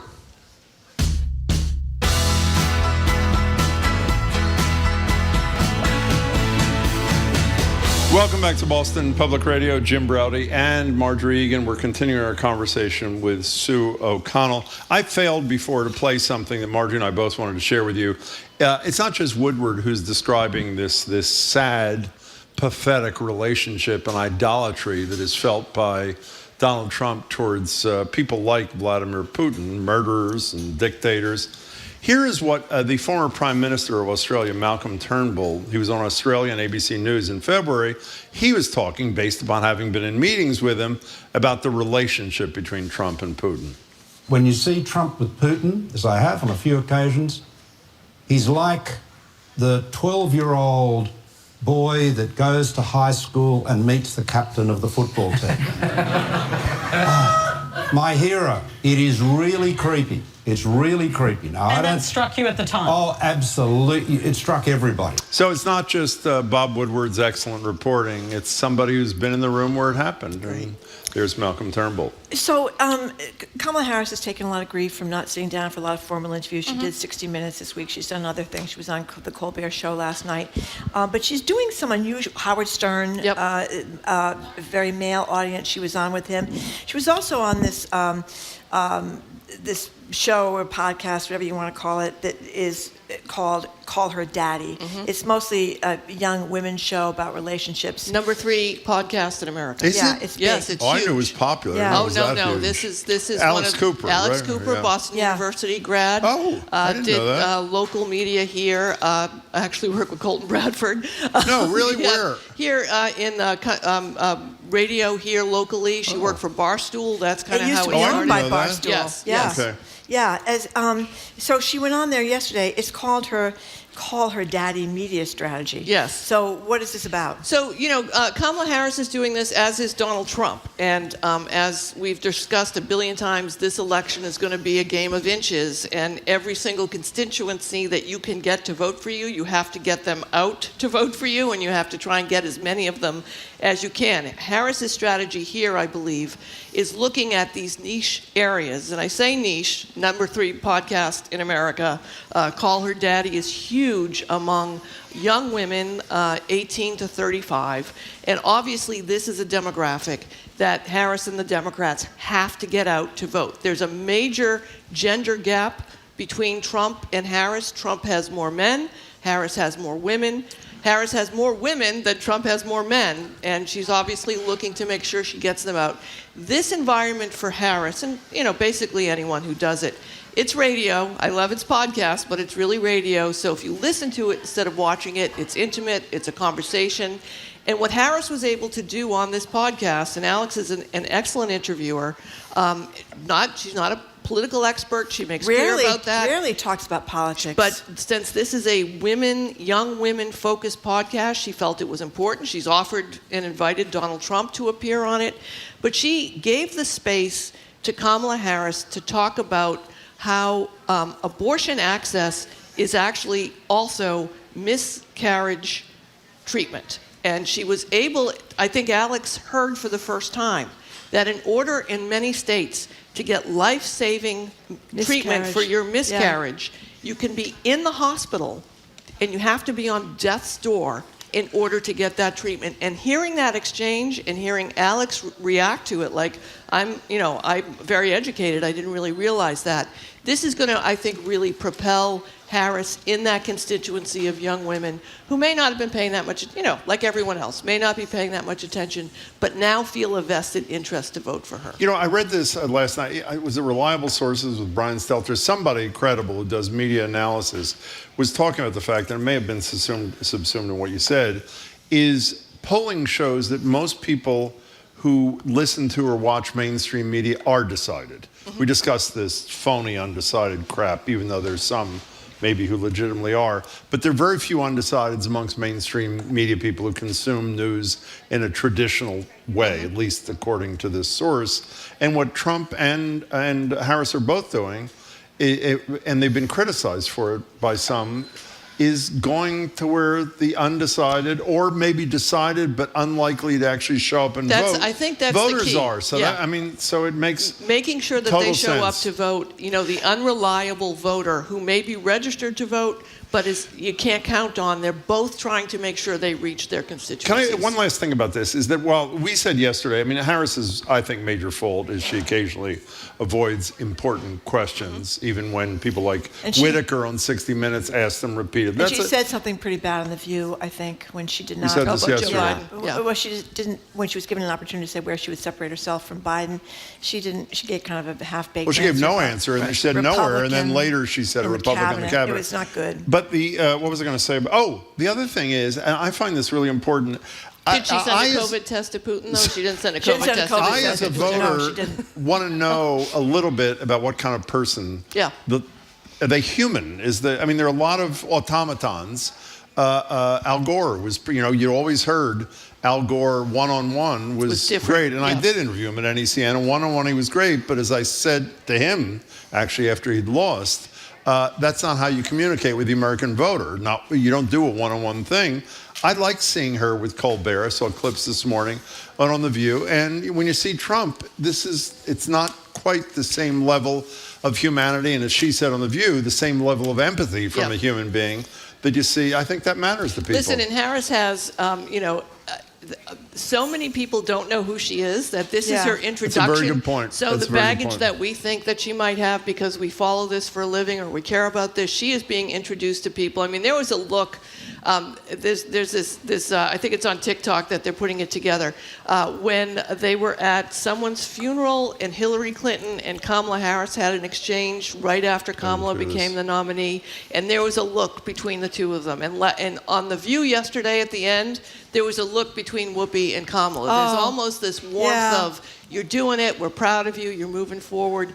And also, you know, Harris, I had said a billion times when she, in 2019, her biggest problem as a candidate in 2019 is that she was not being herself, she was not authentic, and now she gets to walk around saying, I have a Glock, I will use it if you cross into my house. She had a beer with Colbert last night on air. She was being her authentic self. I apologize for not having read more about the Stern interview. The Stern interview he's a great interviewer. He is a great interviewer. Think of what Donald Trump told Howard Stern. All sorts of crazy stuff. And he was able, again, to humanize the policies that Harris is trying, and the Democrats are trying to put forward. It's not, and Harris says this all the time, it impacts real people. That's kind of her slogan.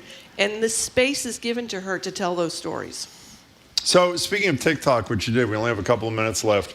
Andrea Campbell, our Attorney General, who'll be with us on Tuesday, I believe, here at the library, is one of a number of attorneys general who have filed a lawsuit against TikTok. This was yesterday. Here's part of what Attorney General Campbell had to say. But I, along with the team, refuse to let Massachusetts tolerate a future where companies exploit young people for profit. Today, we're suing TikTok for designing its platform to be addictive and harmful to young people and deceiving the public about its efforts to keep its platform safe. This lawsuit sounds like it's very similar. What was the woman's name? Frances, whatever, who went in front of Hogan, Congress? I think. Or Haugen, something from like Facebook. With Facebook. Yeah. I mean, it's a variation on a theme about what social media, who they appeal to, how it becomes addictive, particularly to young people, and has a dangerous impact on their mental health. I'm going to have to steal Scott Galloway, Professor Scott Galloway, Kara Swisher on Pivot. Scott said so perfectly yesterday on Pivot that I can't improve it, which is basically if 15 years ago you went to the American public and said, we're going to introduce a foreign-owned substance that 25% of kids who use will get addicted to it. It's got the highest addiction rate. Great. And then we're just going to, not let anybody have any government guardrails on it. And 10 years or so in, after the children have been addicted and become adults, and China has all of our information, would you say, hey, let's not let that horse out of the barn? And that's sort of where we are now. And, again, it's not about the content so much. It's about how the algorithms are set, how children are getting addicted to it. It's addictive. I mean, if you haven't been on TikTok, I'm telling you it's addictive. Now I'm telling you if you haven't been on it. If you like cooking, you get great cooking things. If you like, handyman hacks, you get that. And you can spend an enormous amount of time on it. You know what was kind of creepy? This beauty filter thing they talked about. Yep. That they allow these users to kind of alter their faces, which ends up and they're making children them and even teenagers. more This is the insecure. problem. It's one thing if it's you or me looking at Zoom all day and want to get a little work done, but you've got kids. You can make yourself look better on Zoom. I look We've all like a cat. discovered I that. usually go with the cat. I like to look like a cat. I think Melania Trump subscribes to that TikTok. She does thing, indeed. Okay. Yes. Oh, that was Thank very you very good. much. Very nice. Nice to see you, Good Sue to see you O'Connell. guys. Be Thanks well. for coming in. Thank you very much. No, Sue you came O'Connell. in. Oh, I came in. Yes. You came in. Okay, we've been speaking with Sue O'Connell. She's co-publisher of Bay Window, South End News, co-host with Corey Smith of NBC 10 Boston's At Issue every Sunday morning at 11:30, right after Meet the Press, which is on Channel 10 on most providers, like NBC 10, of course. Up next, Boston Globe relationship columnist Meredith Goldstein. You're listening to Boston Public Radio. We're going to talk to her a little bit about Bill Belichick's new girlfriend, nearly 50 years his junior. Is it true love? That's next on Boston Public Radio, 89.7 GBH.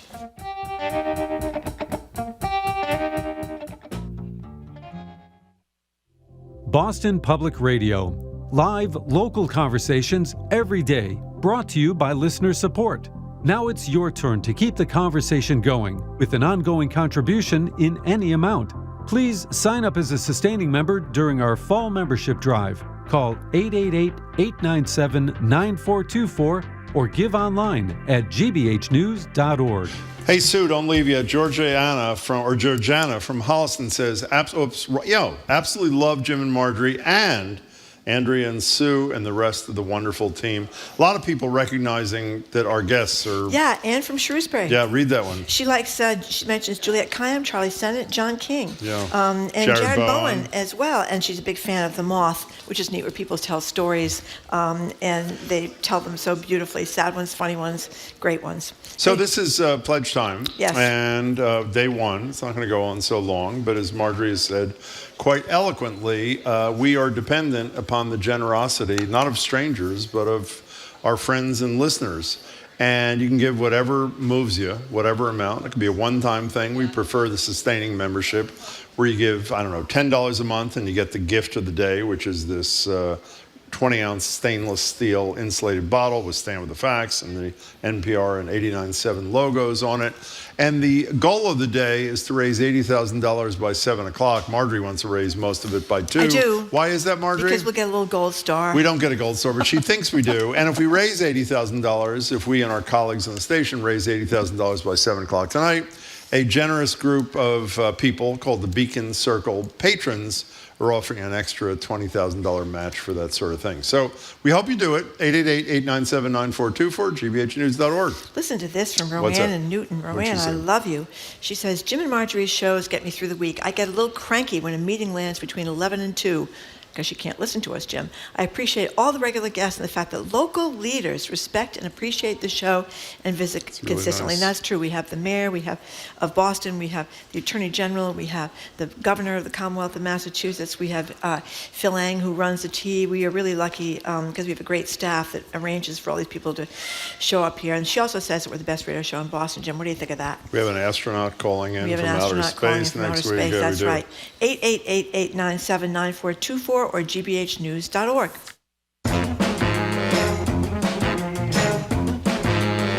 Welcome back to Boston Public Radio. Jim Browdy and Marjorie Egan. We're live at the library, streaming.com/GBH News.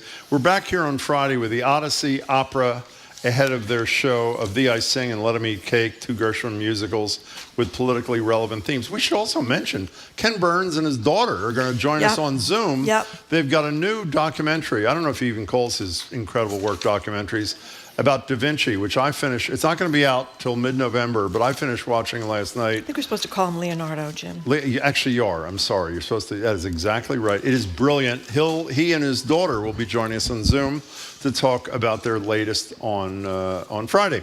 We're joined now on Zoom again by Meredith Goldstein. She is a relationship columnist for the Boston Globe, behind the Love Letters column and the podcast. Hey, Meredith, how are you? Good. I'm having fear of missing out that I'm not in the room with you. Yeah, we miss you being here. We do, but that's okay. You're looking adorable there on Zoom. She does look good. Now, I want to read you a letter. I think you got this one, and you can tell people how you responded. It says, Hi, Meredith. Lifelong closet love letters fan. I'm a firm believer it's never too late to find your forever person.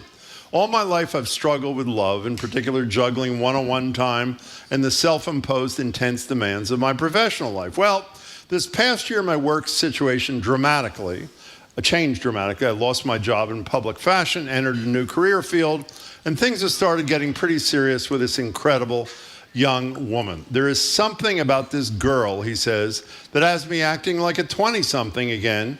It might have to do with the fact that she is 20-something.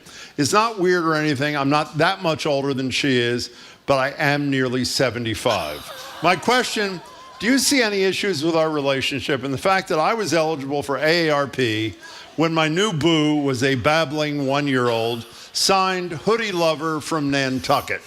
So I don't know who that is. We just came across our desk. What do you say to Hoodie Lover from? It's only a 49-year difference in age. So what do you think about that there? What a loaded question. And meanwhile, I'm thinking, did I get this question? Maybe not. Maybe not. It took me like 1 second too long to get this. You know. You're so nice. She is such a good person. Go ahead. Are people hurting anybody, right? And this is a good question, right? When people talk to me about age differences, I'm like, okay, like, is anyone, not able to make decisions for themselves? Is anybody getting hurt? Is anybody miscommunicating? And these are questions I ask, by the way, when there is no age difference. So I try to not be cynical. I try to be open. I try also to know when the unfun answer, it's none of my business, right? But like, listen, like if everybody's having a good time and being safe with each other, listen. You're fabulous. Okay. I'm If this not fun, was I know. a 75-year-old woman and a 24-year-old sorry. man, I mean, come on. Everybody would be horrified from coast to coast. It's interesting, right? Because we have so many more examples of older women, younger men. I mean, in my own life, I do, where I no longer feel that I am assuming, I no longer make this assumption. And what I also notice is that especially in younger generations, right, like how people really want to date a peer, right? And I see this with men just as much as women.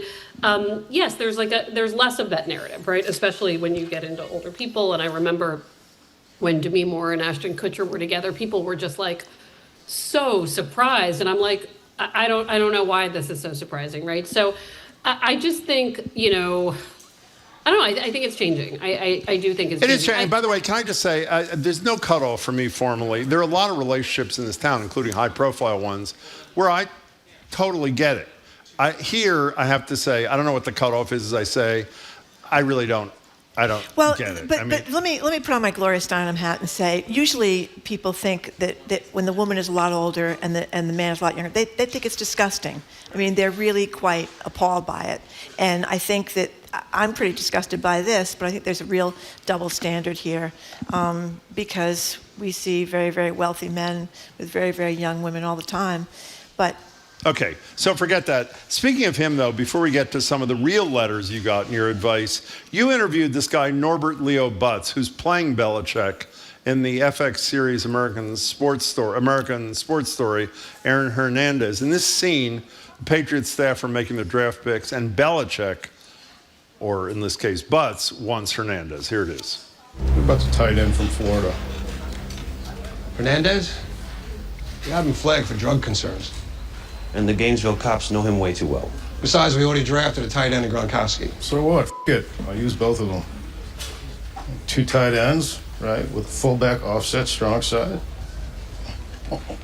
No one's ever done that before.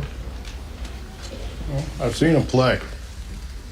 He's the most talented kid in the draft, period. By the way, that guy Butz sounds more like me than Belichick. But in any case... Actually, he could be a great you. So I need to tell you the narrative of my doing the story, Please. which is that most people know I do not like football. I'm not a big sports fan. I do love eating at sports games. Like, I like cotton candy, I like peanuts, I like some baseball snacks. But I was interested when this show was going to happen, right? This Aaron Hernandez show. I was interested in casting because these are people we know, obviously, and similar to Spotlight, right? The movie where I was like, who? Yeah.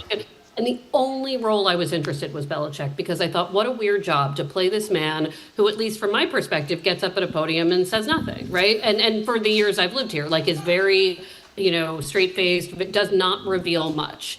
And there is a talent you need to have to make that character dynamic, even though they are not doing that much. And when the casting came out, I realized it was my sister's favorite Broadway actor. Norbert Leo Butz has been in My Fair Lady. He's been in all sorts of... He was in the Dirty Rotten Scoundrels Broadway adaptation. He did Wicked, the first Wicked on Broadway. He is like this 2-time, I think, best leading actor in a musical, Tony Award winner. And I thought, wow, this is Belichick? Now I need to see this performance. And so I did ask for this interview, and I think people at the Globe were shocked that I had a draw to this story at all. But in fact, I just thought, what a weird role. And he was a delight. He is also not a football fan. So as a Broadway actor, he was really looking outside of this character and saying, what is the motivation? And the motivation, by the way, one motivation, winning a football game. Wait, didn't he say in the interview with you, not only was he not a football fan, he'd never heard of Belichick when the part was offered to him, right? He had not, and Belichick had actually visited the set of a show he worked on, Bloodline, which was a Netflix show. He was annoyed he was there. He just was like, what is this guy doing that everybody was... So I found it fascinating. I think playing a real life person is, we know what Belichick looks like and how he behaves. So it's hard, right? We're all going to judge that performance. And Such a Broadway star to do it is a lot of, it's really interesting. And you guys had a great podcast at the Globe about the Aaron Hernandez story, too, which was terrific a while back. I remember listening to that, went all through his childhood, all through the tragedy of the murders and et cetera. So you thought this was pretty good, I take it, the adaptation? It's interesting, this is an adaptation of that podcast. I think it's a hard story, right, to watch, and I think it's a sad story. And I think Norbert Leo Butt says this as well, right? This is not the Bill Belichick story. This is a story of a really complicated narrative. So I think for me, in watching it, I've been like, okay, this is not uplifting. It's interesting, and that's its point, right? But yeah, it is especially interesting if you live here, because these are all people we know. Can I make a suggestion? Why don't we break early and then come back and then discuss some of the advice that Meredith has given? Is that okay? That sounds great. We're talking to love letters and relationship and love advice columnist from the Boston Globe, Meredith Goldstein. We're going to keep talking to her after this quick break. You're listening to Boston Public Radio, live from the Boston Public Library. It's time to support Boston Public Radio on GBH. Listener contributions pay for the program and keep it on the air. You don't have to give much to make a difference, but please make a difference by giving now at gbhnews.org or by calling 888-897-9424. So I always tell this story, but why not tell it again? I remember when I was young and I was a big fan of National Public Radio. I used to listen to it all the time driving around in the car. And they would have pledge breaks. And, when you're young, you tend not to have very much spare money. But I listened to it so much, I kind of felt a little guilty that I didn't contribute. When I contributed, I felt really good about it, even though I don't think I gave very much at all. I don't remember what it was, but it wasn't much. But you feel like you're part of this club. You do. And you feel like you've been generous and kind of charitable to something that means a lot to you. So if you listen to us, we're on 15 hours a week. If you listen to the station, which is on 24 hours a day, 7 days a week, and you find you like the quality of what you hear there, maybe it's time to contribute a little something too, because it's free. It's free. You can live stream us. You can listen wherever you listen. You can get podcasts, etc., without paying anything. But it costs a lot of money to put this operation on. So if you're a fan and you haven't given, maybe this is the time to do it at 888-897-9424, gbhnews.org. I know what you're trying to say, but you basically said it's free. So can you pay something, please, to keep it on? No, it is free. That's and right. If you don't give anything, you're still going to get the benefit of our wonderful colleagues from the beginning of the day to the end of the day. But I'm with Marjorie. I felt the same responsibility. I liked the station. I loved NPR. And I felt when asked to contribute, it was a reasonable thing to do. And I did what I can afford, which is all we're asking you to do, too. We'd love if you became a sustaining member. That's the monthly contribution. You pick the figure, $5 a month, $500 a month, whatever you choose it to be. If it's $10 a month, you get the gift of the day, which is this wonderful white stainless steel insulated bottle with a snap closure and a handle, Stand with the Facts on it, as well as NPR and 89.7 logos. You do that all by calling 888-897-9424. Go to gbhnews.org, and we really thank you.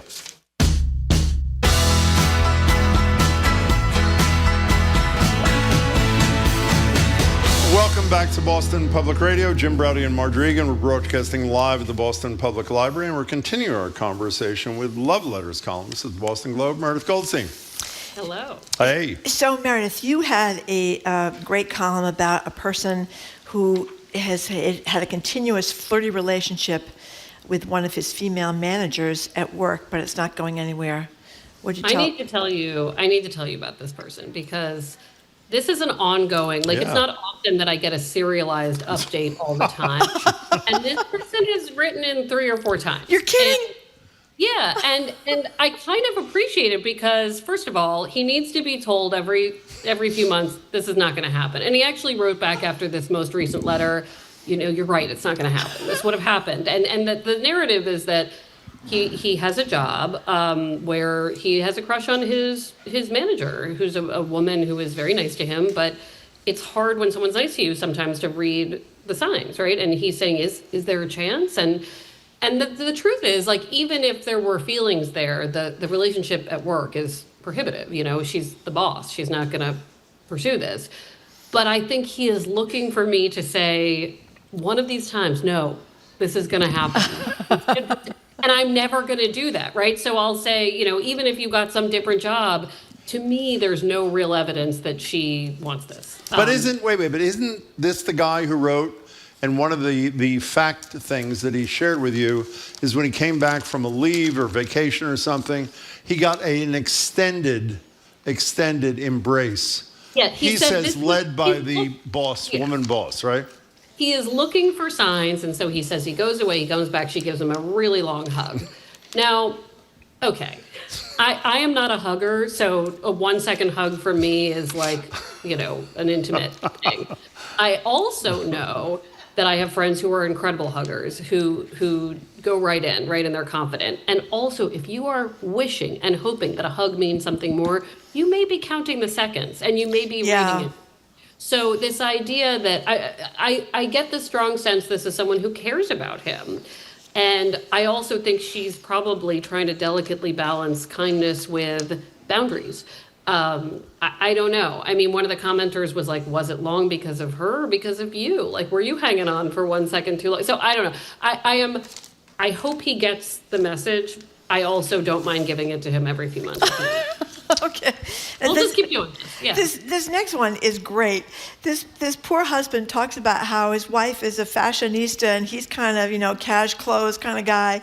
And she's picking out all these costume-like clothes for him to wear to events together, and he feels terrible about it. He says they're too tight. That was my favorite part. Too tight. They're not his style, the poor and guy. they're too tight. The poor guy.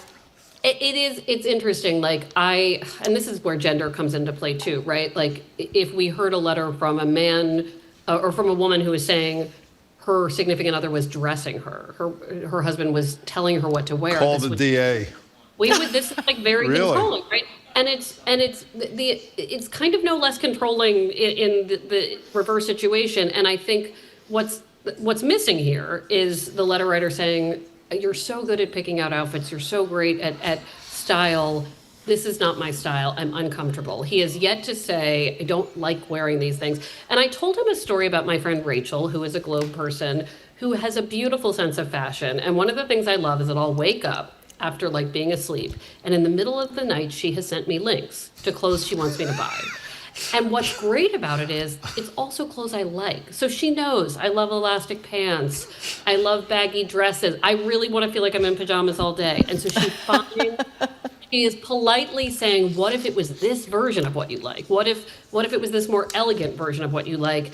And I think that's what's missing here. Let's all give each other recommendations, but respecting each other's style and comfort. By the way, your great line in your piece, your response to this person was, this is Meredith speaking about herself, I love going to work in clothes I'd be happy to sleep in. Yeah. Which is exactly how I feel.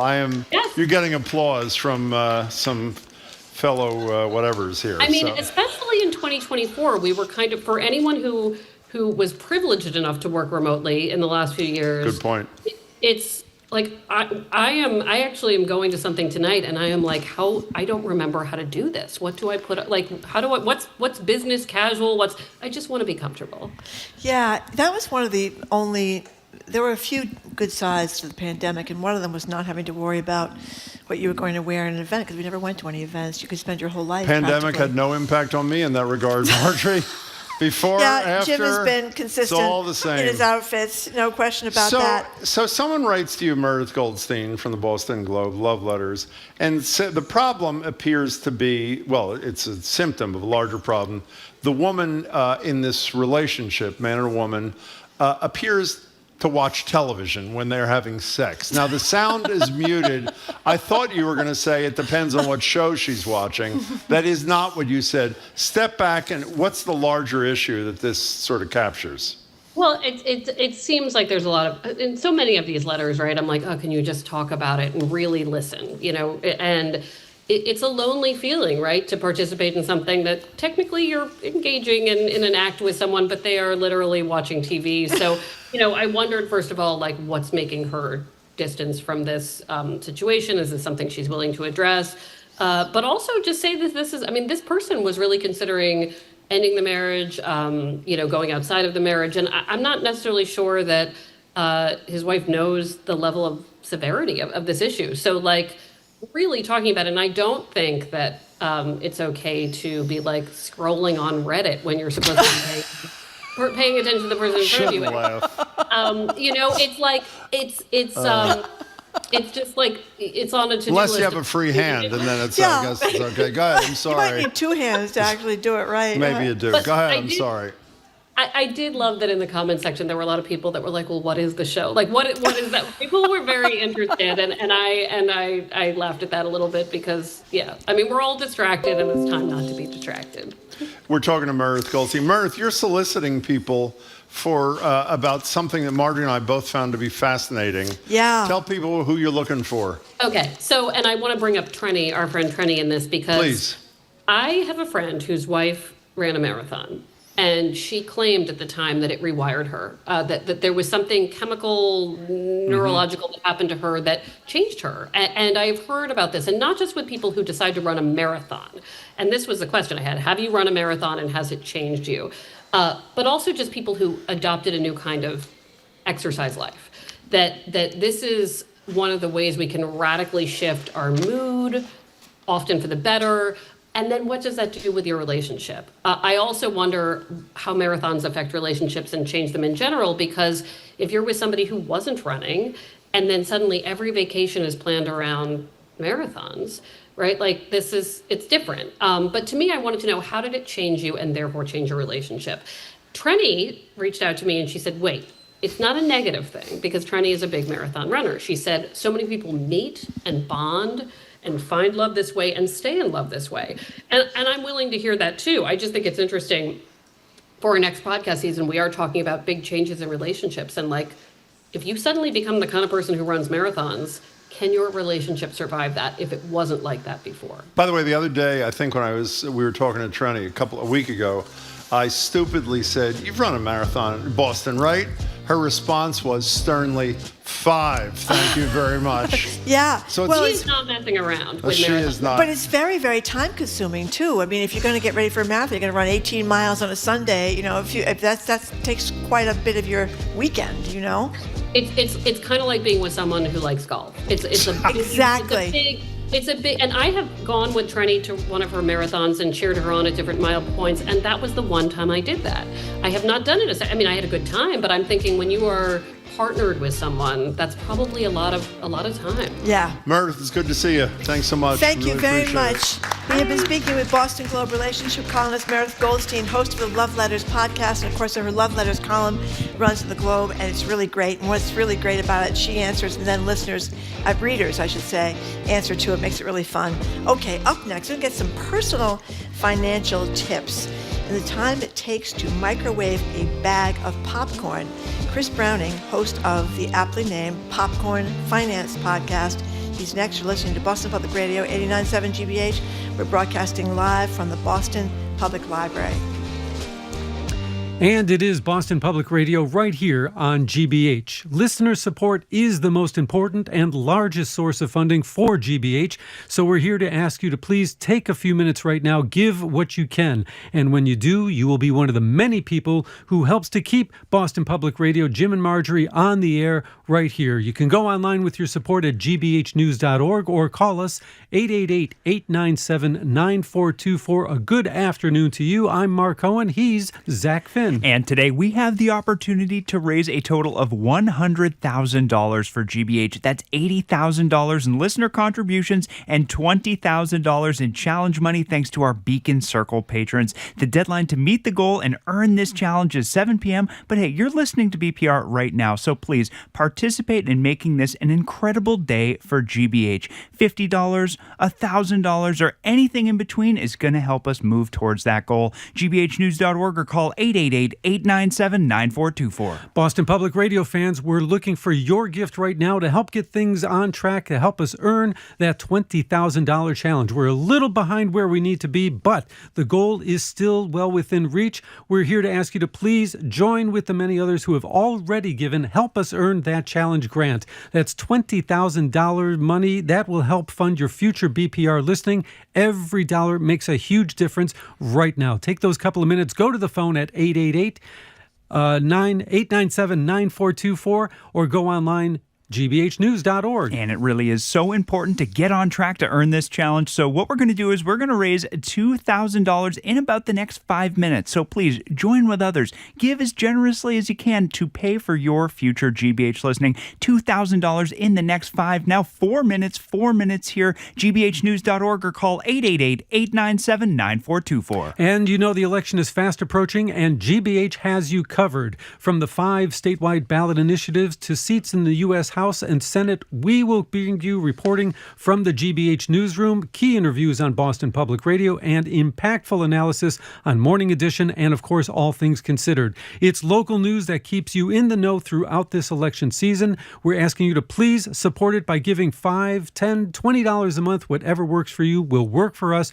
but please participate. Give what you can online at gbhnews.org or call 888-897-9424. And when you get in on this challenge right now, we're going to thank you with our new Stand With The Facts water bottle. It's a white stainless steel bottle. It's insulated. It features the statement Stand With The Facts along with the NPR and 89.7 GBH logos. So hey, you listen to BPR and GBH, you stand with the facts. Sign up as a sustaining member at $10 a month. If you want to give $120 all at once, you can do that as well. Either way, go online, gbhnews.org, or call 888-897-9424. Want to send some thanks to folks who are standing with the facts with their generous contributions. Caroline out in Winchester, thank you so much for your generosity and for supporting GBH. Also, Pamela in Wayland, thank you for your generous gift as well. We are hoping you will do what Caroline and Pamela have done. They've helped us lower our goal now down to $1,600 in these final couple of minutes of the hour. So please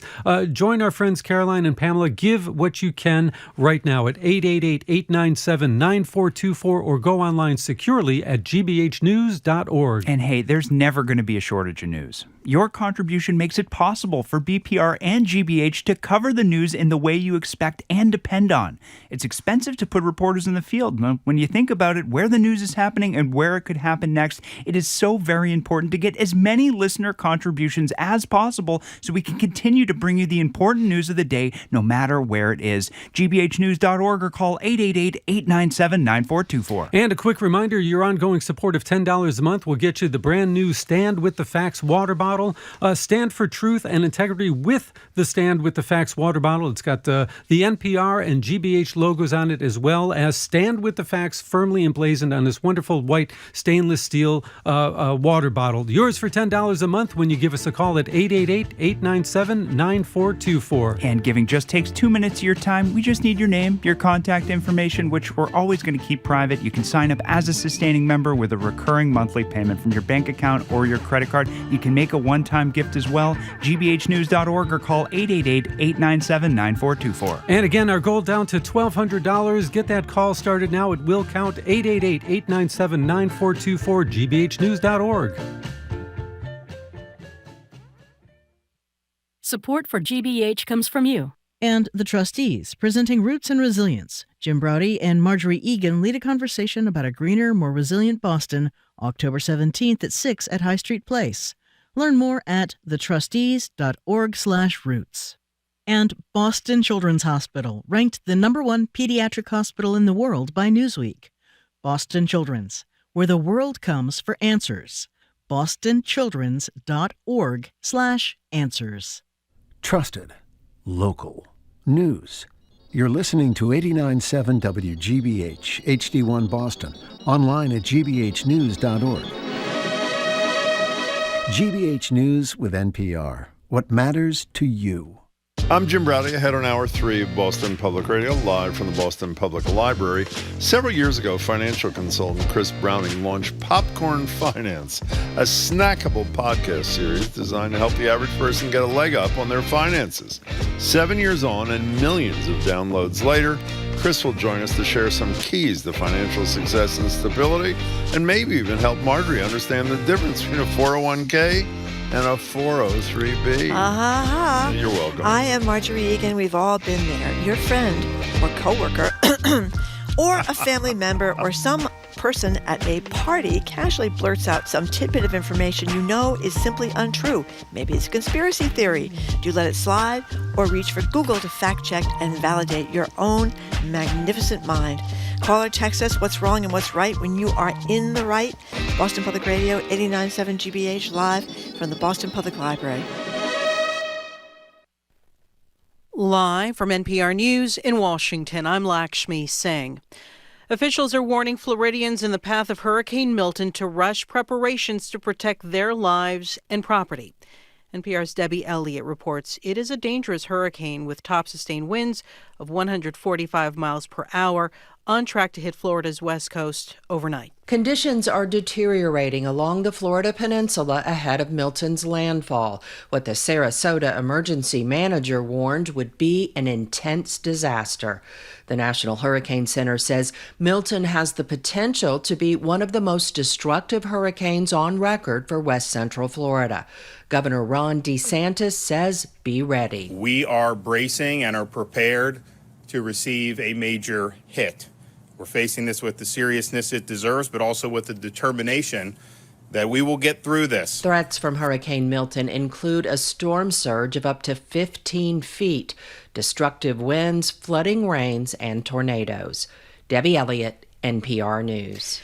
As of mid-morning, nearly a quarter of gas stations in Florida ran out of fuel, according to a blog post by the gasoline tracking site GasBuddy.com. In St. Petersburg and Tampa, near where Hurricane Milton's projected to make a destructive landfall overnight, GasBuddy's reporting that more than half of the gas stations have run out of supplies. Evacuees fleeing south may also find supplies running low along the way, such as in Fort Myers. And that's where residents have been busy boarding up storefronts. President Biden says Hurricane Milton is shaping up to be the storm of the century, urging Floridians to follow local officials' guidance. Speaking a short time ago, Biden also criticized misinformation that FEMA is unprepared to respond to Milton and Helene's recovery from 2 weeks ago. He calls those the misinformation outright lies. The Kremlin is confirming reports former President Donald Trump sent Russian leader Vladimir Putin highly sought-after coronavirus test devices during the early days of the pandemic. Yet the Kremlin insists claims Putin has maintained contact with Trump since the former president left office are false. Here's NPR's Charles Maines. In a written statement to Bloomberg News regarding the veracity of the COVID test story, Kremlin spokesman Dmitry Peskov noted Russia had, quote, also sent equipment to the U.S. during the pandemic. Peskov was apparently referring to Russia's delivery of ventilators, masks, and respirators to the U.S. as COVID-19 cases spiked in New York City in April of 2020. Yet Peskov added it was, quote, not the case that Trump and Putin had spoken by telephone repeatedly since Trump left office. The claims were first reported in a new book by veteran Washington Post reporter Bob Woodward, citing an unnamed Trump aide. Candidate Trump's re-election team has dismissed Woodward's reporting as false. It's NPR News. Good afternoon with the latest from the GBH Newsroom. I'm Henry Santoro. The clock's ticking for Boston property owners looking for clarity about their upcoming tax bills. Business leaders say commercial property taxes should go down because property values are falling. But Boston Mayor Michelle Wu is advocating for a temporary increase in commercial taxes. During a news briefing today, she said it's the only way to prevent a sudden spike in property taxes for Boston homeowners. This is a temporary stabilizing tool. We would still see residential taxes go up. We would still see commercial taxes go down, but it wouldn't be that gigantic spike on one side and sudden massive tax break on the other side. It would be much more moderated. Wu says that without her tax proposal, a home could cost $700 more in taxes next year. The Lynn Community Health Center just picked up $600,000 in new federal funding that'll be used for expanded behavioral health services. The center is one of 400 health centers across the country that scored the funding. The Lynn item reports that the funding will go for services including short-term therapy and group therapy, as well as increasing substance abuse treatment programs and improving technology. In the forecast, we've got a sunny mid-60s day today, clear sky upper 40s overnight, sunny and 60 tomorrow, sunny and 65 on Friday, but they're battening down the hatches in Florida as Hurricane Milton gets ready to make land. This is GBH News. Support for NPR comes from NPR stations. Other contributors include Bank of America, offering access to resources and digital tools designed to help local to global companies make moves for their businesses. Learn more at bankofamerica.com/bankingforbusiness.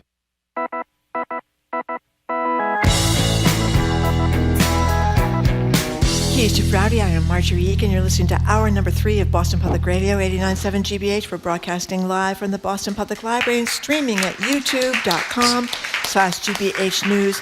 We're going to be back here on Friday at the Boston Public Library, streaming then again, and we have with us Odyssey Opera ahead of their show Of Thee I Sing and Let Them Eat Cake, 2 Gershwin musicals with politically relevant themes. That's going to be pretty neat on Friday. And Ken Burns and his daughter are going to zoom in about their new series, their 2-parter on Leonardo. Next week, Tuesday, Attorney General. Wednesday, the governor for an hour. Sunita Williams zooming in from the International Space Station. A hell of a week ahead of us. So, but now, some of us know what we're talking about when it comes to our personal finances, Marjorie, while others of us, how should I put this, have little idea where their money is or what to do with it. This next segment is for both camps. We're joined by Chris Browning, host of the Popcorn Finance Podcast, available wherever you get your podcasts, and a columnist for Men's Health. Chris, it's great to meet you. Thanks so much for being here. Oh, thanks for having me. It's really great to be here in Boston. Yeah, well, so tell us how we got the name Popcorn Finance, please. So I started this podcast back in 2017, so it's been a little over 7 years now, and I wanted it to be something short. I knew that from the beginning, and so I was trying to think, what could I use to kind of tie it all together? And I was just brainstorming one day, and I was like, I was looking at a microwave. I was like, popcorn has like a natural built-in short timer. I like popcorn. I want the show to be short, and it kind of just went together. I was like, this works. Yeah, it's very... By the way, that's why I love your podcast, not just the content. It's sort of like why I love Slow Horses. 43 minutes instead of 60. You're like a 10 to 13-minute kind of guy. Love that kind of thing. So, by the way, I want to warn you in advance. When we have... I should have told you this before we went on the air. When Marjorie says in a minute to you, we have a texter who has a question. It's not a texter, it's Marjorie has a question. I already asked Chris before. Good. Well, maybe I should ask you again. Okay, do it. Because I think a lot of us use Venmo now to pay. Maybe you might pay somebody that doesn't work around your house, as I just did, or maybe the babysitter or something like that. And I was nervous about, how should I be nervous if you attach Venmo, as most of us do, to our checking account, about getting scammed, losing money, having something disastrous happen? I would say the biggest thing to look out for is really those direct scams. The biggest thing you're seeing right now is people getting requests for money thinking it's someone they know, and then they send money off. And once you do that in a lot of these payment apps, there's not a way to get it back. There's no bank that's involved to kind of help you recover that. It's pretty much gone. But if you're just connecting your bank account to something like a Venmo or a Cash App or a PayPal, oftentimes they're using a third-party company that connect that, something like Plaid, or there's other ones out there. And typically what's happening is you're logging directly into your bank through the service, not through, for example, Venmo. So they don't actually get to see your credentials. And so that's what helps that keep it a little bit safer, is that separation. So if they got hacked, they wouldn't have like your log into your bank account. They would be getting whatever data they store, but it wouldn't open you up to that type of fraud. So if you had like $5,000 in your bank account, they couldn't come in and steal it? It would be difficult to. It wouldn't be just I got it in a PayPal or Venmo and I can get into your bank account. They'd have to do something else. It would be a lot more complicated and complex to get in. But when the king in exile reaches out to you, don't send him the money. So what's the money? You've done like what, roughly 500 of these things? Getting close to it. Okay, so what's the most common thing you address, or people, your listeners who reach out to you, care about? What's the most common theme? I think the two biggest things I see most often are investing, because it's something that I think all of us realize we need to do, but it feels complicated and too much for us to take on. And then also like stories of paying down debt and how people overcame those challenges, because that's just so relatable. And I know for me, when I was dealing with debt when I was younger, I loved hearing other people's stories, because it kind of helped me out. So let's start with an investment question for a second. Only 50% of America is invested in the stock market. I think that number is approximately right, through 401ks, et cetera.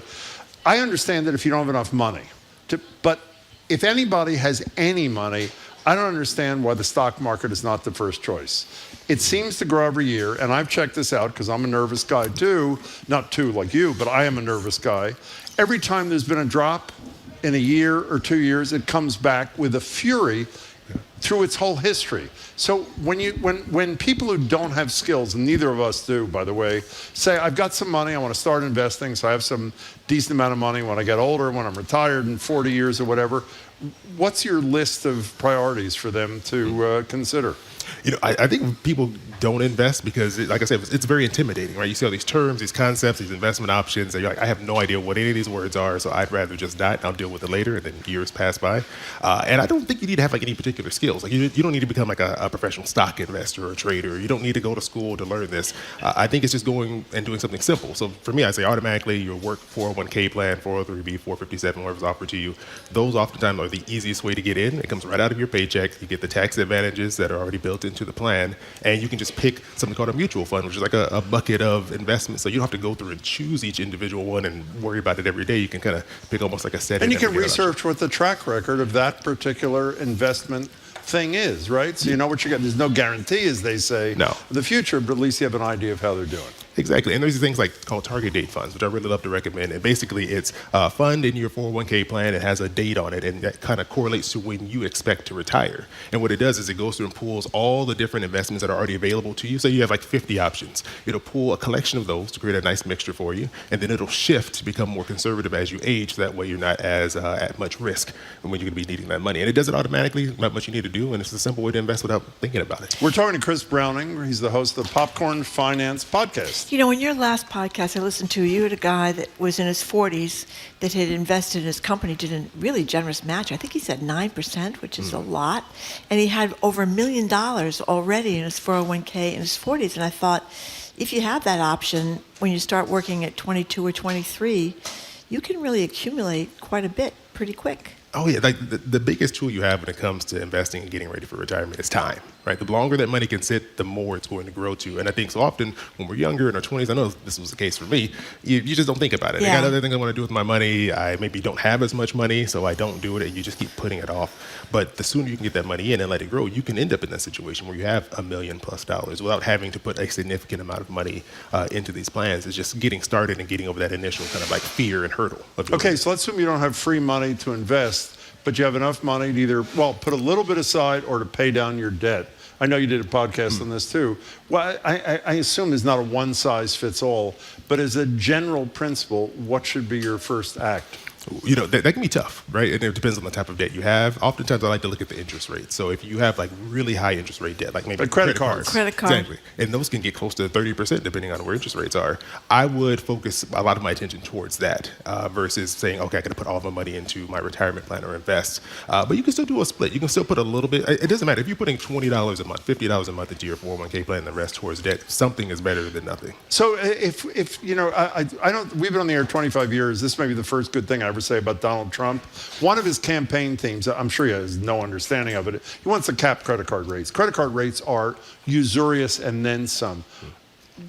Why shouldn't we cap credit card rates? What's the downside for the consumer, if there is one, of Congress, which they have the power to do? Remember Barney Frank, when he was chair of the House Finance Committee, called us one day and said we could do it, but there isn't the will. Should there be the will? Is that a good thing?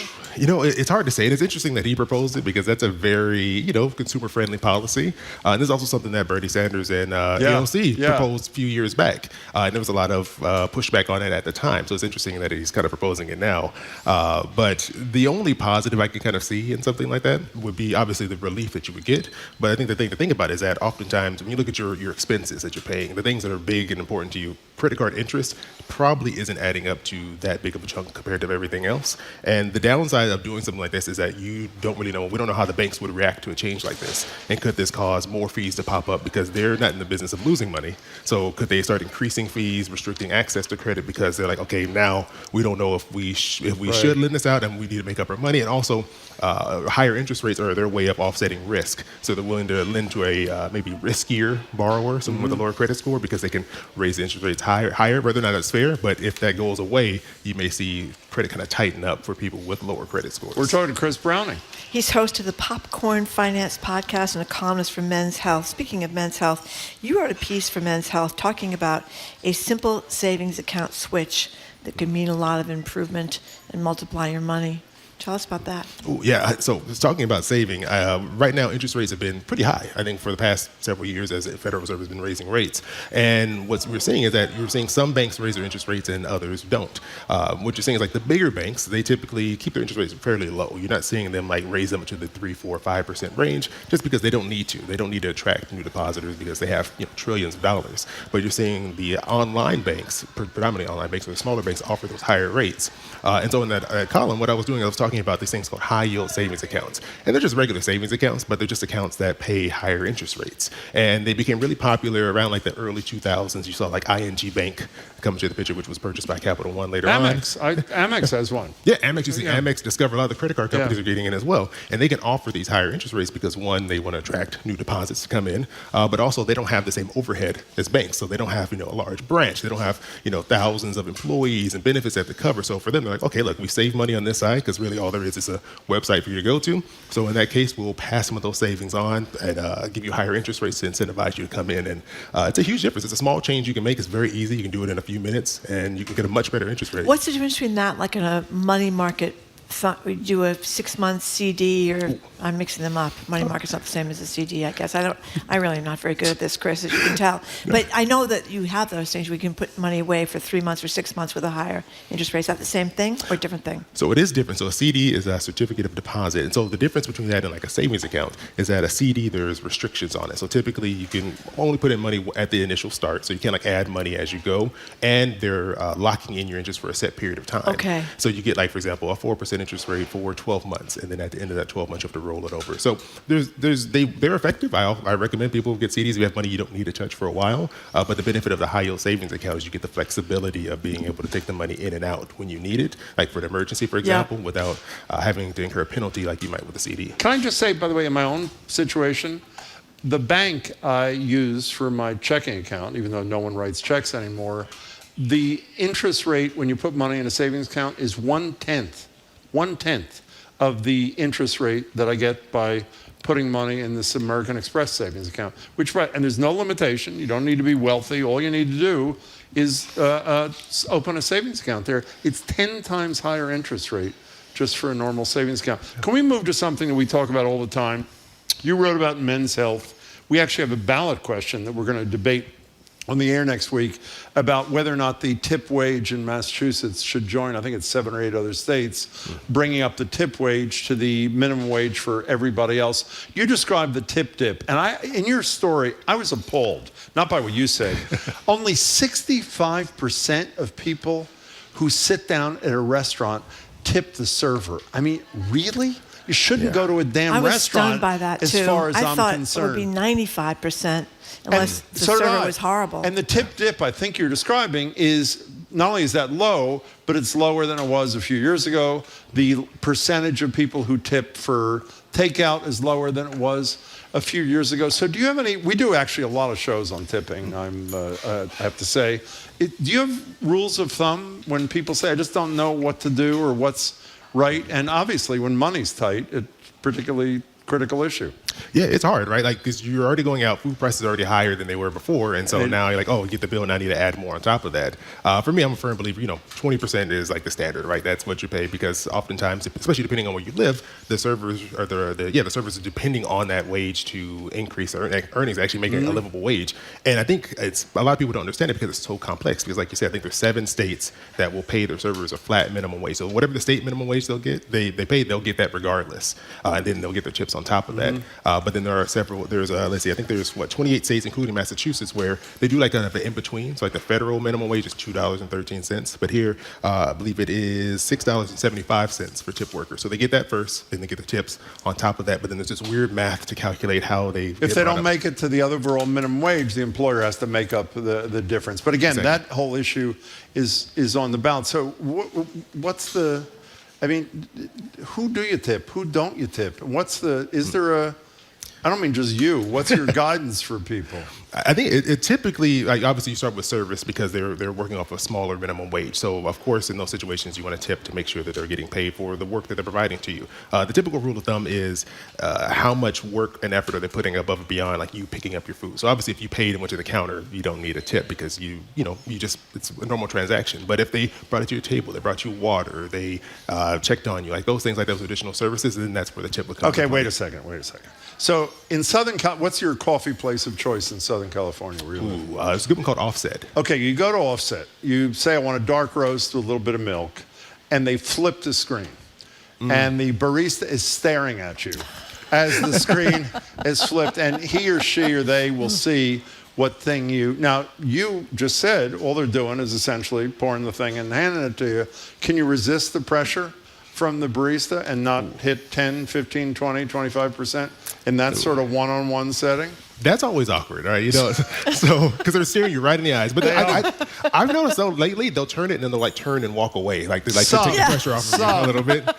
I would say my rule of thumb is like if I were to go in there and buy a black coffee, I'd be like, okay, I wouldn't probably tip because they just poured it out. But if it was like I wanted a specialty coffee, I had like a special request. I asked them a bunch of questions because I wanted to understand the menu, and they kind of took their time and went through this with me. Like if they're going above and beyond to help me out, like I'll tip in a coffee situation. And I don't think it's mandatory, but I think it's more of a like, thank you, I appreciate you doing this. I went to a convenience store yesterday and bought a half pint of heavy cream for my daughter. I was over at my daughter's house. And? It's a convenience store, and it was one of those deals where it turned around and for a tip, and I thought, I went and got it out of the refrigerator. I brought it over. I handed it to the guy. So what'd you do? I didn't give a tip. Well, what if they said, Marjorie, I love your show? I could tell then, of course, I would have had to. But I could tell, I got a hostile response. I could tell that he was upset that I didn't give him a tip. And the thing you mention all the time is the service 18% that you often get now at restaurants, a kind of a fee. Usually if it's a larger party kind of thing. Or a back of the house thing, because they want to be able to spread the tips around. I think people get confused by that 18%. Does that mean they need to give an extra 2, or if they want to go up to 25%, 7% or something? I think a lot of people are confused by that. What do you tell people about that? I mean, that is difficult, right? Because like sometimes you don't even expect it to happen, but typically I say that's counting towards your tip, right? So if you want to get to like 20%, then obviously you throw the other 2% on top of that just to make it whole. Because you want to still give. You don't want to say, oh, well, 18% I'm going to walk away if they felt like they deserved more than that. But even like when you're walking into a convenience store, I've heard about people going to grocery stores and doing self-checkout and seeing it. That convenience store. And it was at the start of the pandemic, what we saw was like this big incorporation and adoption of technology in a lot of places that didn't use it. And so these like point of sale service systems that they started adopting, they just came with default tip amounts in there. And that just became the normal kind of construction of these devices. So you're just seeing it pop up in places that you never saw it before just because they're using the system. And so now it's this awkward dance of, well, I wouldn't have tipped you, but now it says it. So should I? I don't know what I do. I know. So Chris Browning, it's the last thing from me. Of all the things we talked about, I think it's fair to say one of us knows a little bit about.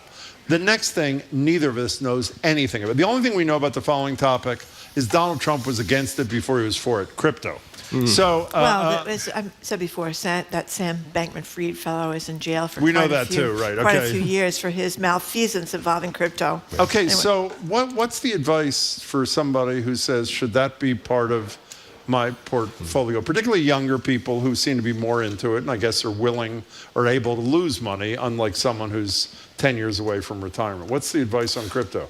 I'd say crypto is in that very speculative category, meaning like, we still don't know exactly how this is going to turn out as an actual investment item or selection. There's a lot of volatility. Prices go up and down like crazy all the time. So for me, if you're interested in it and you want to get in and put some money into it, I'm like, go for it if this is something you would like to do. But I would say keep it limited. Like keep it to like 5% of all the money you want to invest in something speculative like crypto. And then the other 95% goes to normal, consistent, like proven strategies, at least that we know for so far, like things like your 401k or an IRA. And that way you can still kind of get the rush or the thrill of trying something new and going to a new type of investment and seeing the big gains that are possible, but avoiding the like disastrous losses that would occur if you put all your money into something that failed on you. Okay, and the final question, which is the most important, are you going to give Marjorie your cell phone so she can call you when she has finance questions? That's a yes or no question. Yes. Thank you very much. My friend. Thank you very much. Right now. Well, you've eased my mind. mind about Venmo because I was a little concerned. I was and too, by the way. PayPal, too, is the other me one I too. think a lot of people get worried about because you get the bill from PayPal in your statement and you think, what is this for? And then you have to go back and look, and it's very hard to get those kind of people on the phone. Right? Oh, 100%. That's a big complaint with them is that tech companies aren't the best with customer service. So when you move into these non-traditional forms of banking, it can be difficult if you need help with something. That's right. Chris, it's great to meet you. I hope to see you again. Thanks so much for your time. Thank you very much. It's a great podcast. Thank you very much. It is a great podcast. It's really fun and really informative. It's great. Chris thank you so much. Browning is the name of the gentleman we've just been talking to. The name of the podcast, which he hosts, is Popcorn Finance Podcast. You can get it wherever you get your podcasts. And Chris Browning is also a columnist for Men's Health. Thank you very much, Chris, for coming in. Good to see you. Up next, we're going to open the lines to ask you about your rules about fact-checking in your daily life. J.D. Vance does not like it when anybody fact-checks him when the rules clearly state there won't be any at all, so he's free to continue spouting lies. But what is that one friend who always Googles everything you say? What about that friend? Does that drive you crazy? Always correcting every tiny little mistake you might inadvertently make? I don't know anybody that would do that kind of thing. We're going to talk about that next on Boston Public Radio, 89.7 GBH, broadcasting live from the Boston Public Library and streaming at youtube.com/GBH News. If you listen to Boston Public Radio 3 hours a day, that's 15 hours a week, 60 hours a month, and 720 hours a year. Maybe it's time you pitched in. Call 888-897-9424 or give online at gbhnews.org. So here's the deal. Here's what a couple of really kind people have said when they made their contribution. Our best hope, this is Margaret in Newport, Rhode Island, our best hope for saving our democracy is honest, fact-based reporting. GBH and NPR do the best job of any news organization, providing all of us with the truth, not alternative facts. Thank you for all you do. Special thanks to Jim and Marjorie. And there are a ton of these. And by the way, not only do we appreciate your contribution, because it keeps us all employed and going, but these kind of comments, if you have time when you make a contribution to just tell us how you feel about the work we all do, is hugely important to us. And you can make a contribution at 888-897-9424, or you simply go online to gbhnews.org. Listen to this one from Paul and Worcester. Thank you to the entire BPR crew. Without them, there would be no guests and no show, and most important, no Marjorie. Okay, Jim fine. would be slithering around Cambridge in a Volvo wearing whale pants. That was a long time ago. Thank you very much. Yeah, I like that one very much. The number is 888-897-9424. gbhnews.org is the way to give just very safely on the website. And we have this special deal now, this group of very generous patrons of the station called the Beacon Circle patrons. What they're doing is if we can raise $80,000 by the end of the day at 7 o'clock, they will contribute an extra $20,000. So it's like a challenge thing. It's a way for us to make that extra money because of the generosity of the Beacon Circle patrons. So we really appreciate their offer, and we would appreciate if you have not given or been thinking about it or been hesitating.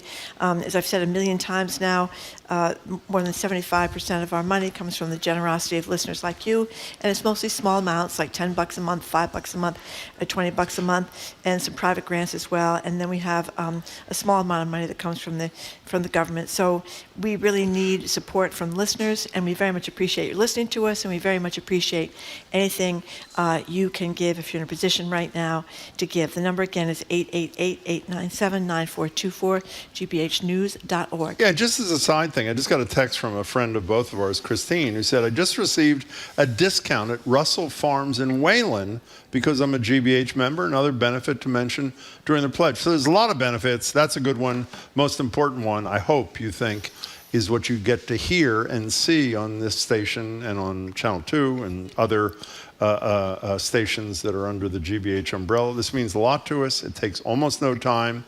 And if our experience is yours, you'll feel pretty good after you do it. 888-897-9424 or go online at gbhnews.org.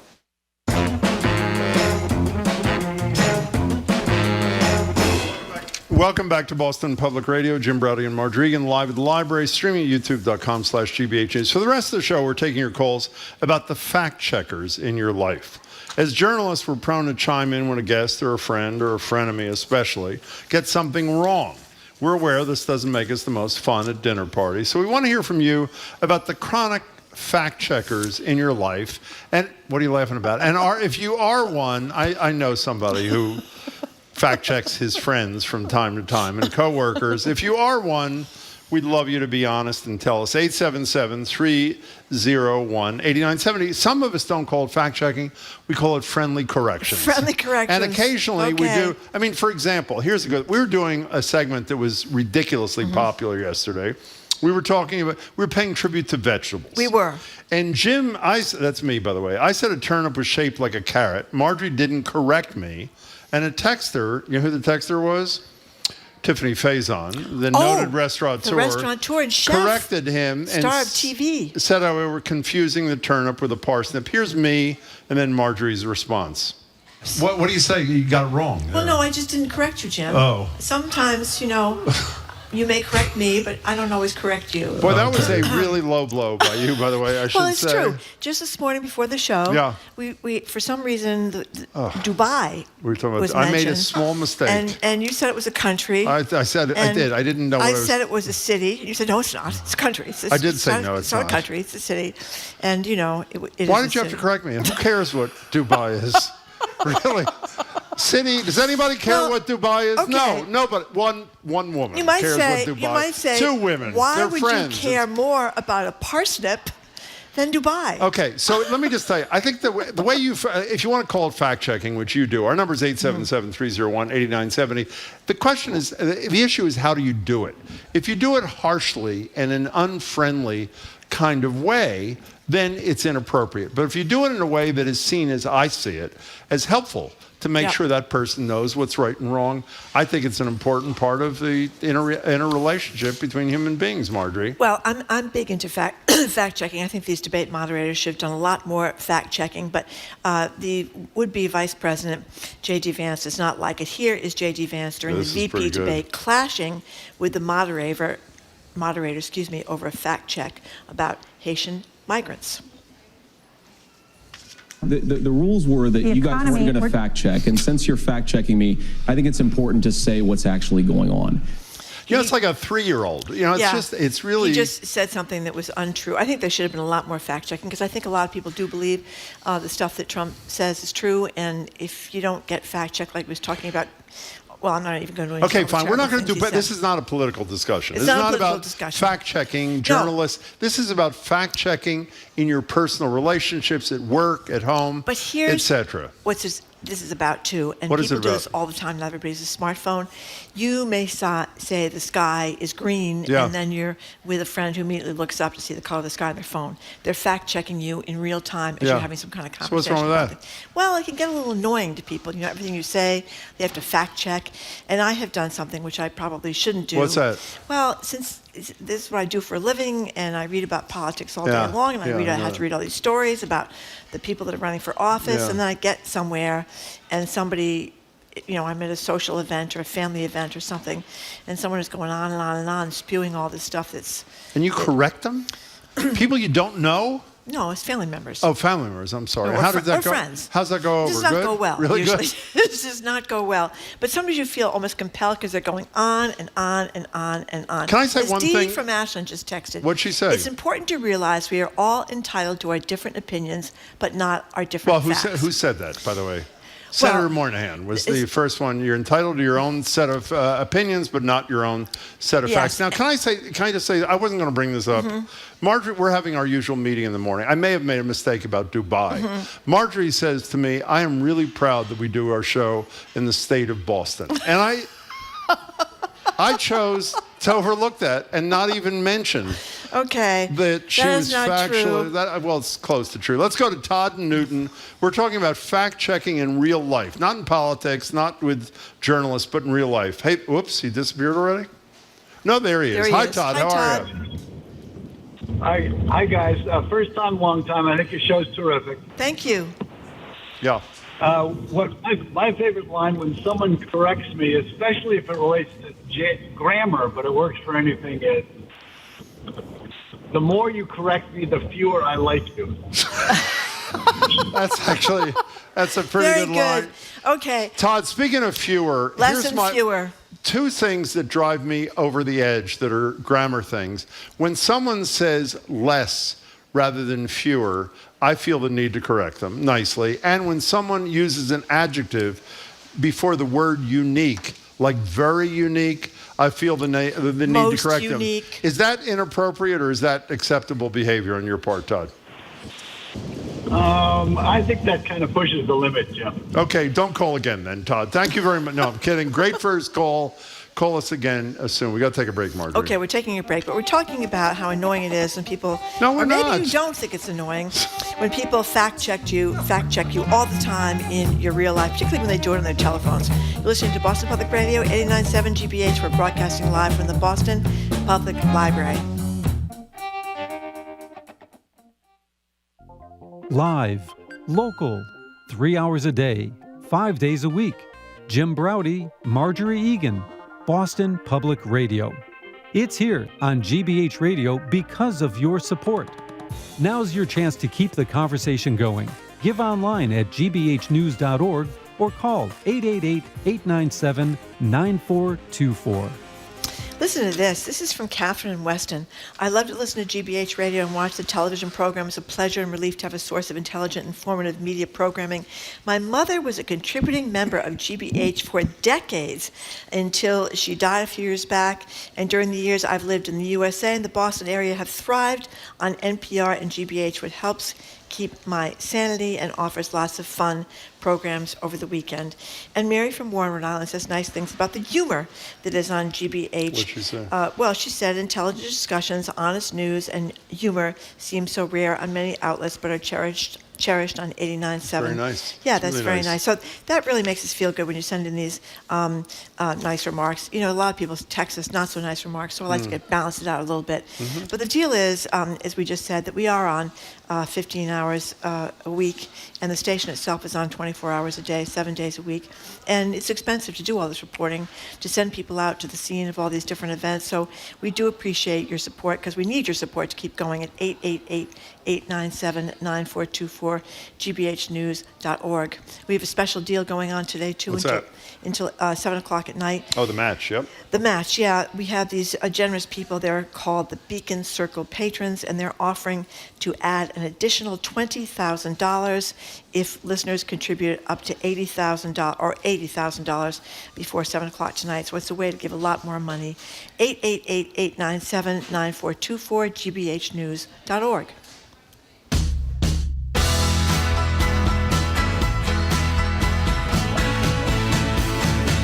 Welcome back to Boston Public Radio. Jim Braude and Marjorie Egan. If you're just tuning in, we're talking about fact-checking, I guess we're calling it, in your daily life. Are you prone to a quick Google search when someone starts spouting off, or do you get irrationally annoyed when your friends correct what you consider to be minor details constantly? The number is 877-301-8097. You know, we haven't touched upon, What? if someone does something, like, for example, says very unique, which drives me out of my mind, and I don't politely correct them, it is damaging to my mental health. So where's the balance to be found? If you say it nicely, is it okay? No, I don't think you should say it. I used to say it all the time to my children. Well, I'm not talking about your I was always children. correcting my children, but I don't think you should be correcting other adults. By the way, Do a you think? friend, a colleague of ours said, and thanked her for this, Dubai is both a city and an emirate, is what it is. Oh, okay. So it is, and she said, I hope this fact doesn't hurt our relationship. It doesn't, because it was helpful to me. If it was critical, it would have hurt our I mean, do relationship. you actually say to somebody that you're in conversation with, there's no modifier to unique? I You're would either say, unique or you're not? I would say, let's assume it's been said in my presence 1,000 times in my Mm-hmm. life. I don't know. I've corrected it only 1,000 times.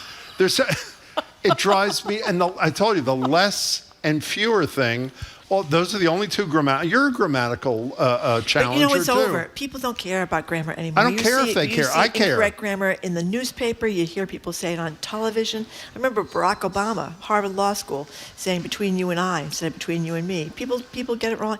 It's kind of like over. You know what I mean? Well, let me tell you, It's if Barack toast. Obama said it in front of me, I'd correct him, too. Megan, I bet you would, Jim. Megan in Brighton, you are next on Boston Public Radio. Hello there, Megan. Welcome. Hi, first time, long time. Thank you a lot. I'm just calling because my friend and I were both in our 30s, and anytime there's a point of contention, we say, I'll bet you a pizza. and we Google it right then on the spot. And whoever's wrong owes the other person a pizza, and we have a whole pizza ledger. That is actually fabulous. I'm in debt, so hopefully he loses the ledger. But that's because you and your friend in advance have agreed when you have, let's call them factual disputes, how you resolve them. So it's sort of like a game too, which I think that's fabulous. What do you think of that? I think that's kind of fun. Megan, that was great. That was great. Everybody should model their relationships in that regard on you. By the way, Don in Hudson says a very good point. Marjorie, you should know Boston is not a state. It's a commonwealth. Are you aware of that, by the way? It is the Commonwealth. I don't even know what a Massachusetts. commonwealth means. Neither do I. I thought it was kind of interchangeable, but maybe it's not. Maybe Don is right. Okay, let's go to Dan in Boston. Dan in Boston. Hi, what's your Dan. deal? We're talking about fact-checking in real life. Hi there. So my wife is so bad about this. We could be having a discussion, and in the middle of a restaurant, she'll pick up her phone, have to fact-check it. If I am wrong, she will just not let me live it out. If she is wrong, she will either just drop it, or all of a sudden be like, "Oh, I thought it was," and then try to swing it into that she was correct anyway. By the way, she's my kind of woman. We have a horrible connection. We got to let you go, but I am there too. And aren't you better off, by the way, if someone like his wife makes a correction, even if it's a restaurant, pulls out a phone, you're not going to make the same mistake again, which is sort of like a charitable act on the part of the corrector. What do you think of that? I guess so. I guess so. It's just in conversation with another grown-up. It seems weird to be picking out your. Well, how about that? Let's get back to Dubai for a minute. You acted like you just won the lottery. That's right. When you found out that I had made a mistake. How generous is that? Because I get corrected like 95 times a day by you, even if I don't make a mistake. That's you correct me that before may I be finish true. the sentence. That I said, I haven't finished the sentence, Jim. So when you Well, I knew what you were going to say, so I felt I'd save you some time. These moments when once in a while, and of course you almost never make a mistake, Jim, so I have to take those opportunities when they present themselves, because there just aren't enough of them. Okay, fine. Okay, but someone just texted you, Jim, to say that very is an adverb before the adjective unique. What? Yeah, she said you said it wrong. What is that again? Very before unique is an adverb. I don't not care an what the hell. adjective. Oh, I said adjective? I guess so. Okay, I heard that from Marjorie. That's why I said that. No, so I made a small mistake. By the way, Jamie just developed Governor Patrick's great line. Oh. He said on air, and he's only said it every single time I've been in his presence. It's great. Jim Browdy, sometimes wrong, never in doubt. So he sized you right up in the first couple of minutes after meeting you. That was actually pretty good. Matt in the car, what do you think, Matt? Hello, Matt in the car. Hi, thanks for taking my call. Sure. I would say I'm the fact checker. Good. And most of I think pretty much all the disagreements and arguments I get into with people are strangers on Facebook, because I guess I have some sort of a problem. But because I don't generally surround myself with people who buy into lies, or if they do get something incorrect, they're not gonna. If I show them, actually, this is the correct statistic or whatever, they'll not argue with it and dig their heels in further. I'm not aggressive or harsh about it. I just simply post links to the sources. I mean, if they say that a certain political figure voted one way or another and they're wrong, you can go right to Congress's website, look up the bill, look up who voted what way, and it's right in front of your face. Sometimes I don't even engage with a sentence. I just post it right there and leave it for them. They probably won't believe it, but I mean, that's all I Matt, can I tell you, it may aggravate a lot of people. It doesn't aggravate me. I love it. Thank you for your call. We appreciate it. Listen to this one. My sister is now in the habit of constantly Googling everything thrown out in conversation, no matter how trivial. The other party cannot continue until she has completed her quote-unquote research. If they try to add something before she finishes said research, she will hold up a finger to pause them. Imagine that. I've done that once or twice. She doesn't mean anything by it. This person says it's just become a habit, but it is very off-putting. Now, wouldn't that drive you a little bit nuts? Speaking of off-putting, listen to this texter before we take a break. Anonymous texter, Marjorie, just let Jim correct you sometimes. It's all he has. Excuse me? Oh, that's followed by Jill. Glad you're speaking up, Marjorie. Do it more. Love it. I tell you. This is really offensive to me. I think our listeners like Deval Patrick, Jim. Besides, you were up in the first couple of minutes they heard you on the show. Okay. Okay, we're going to be right back. We're going to continue this. I may not be back, but she'll be back. She may not be back either, actually. This conversation. Right after this quick pledge break, we are broadcasting live from the Boston Public Library and streaming at youtube.com/GBH News. It's time to support Boston Public Radio on GBH.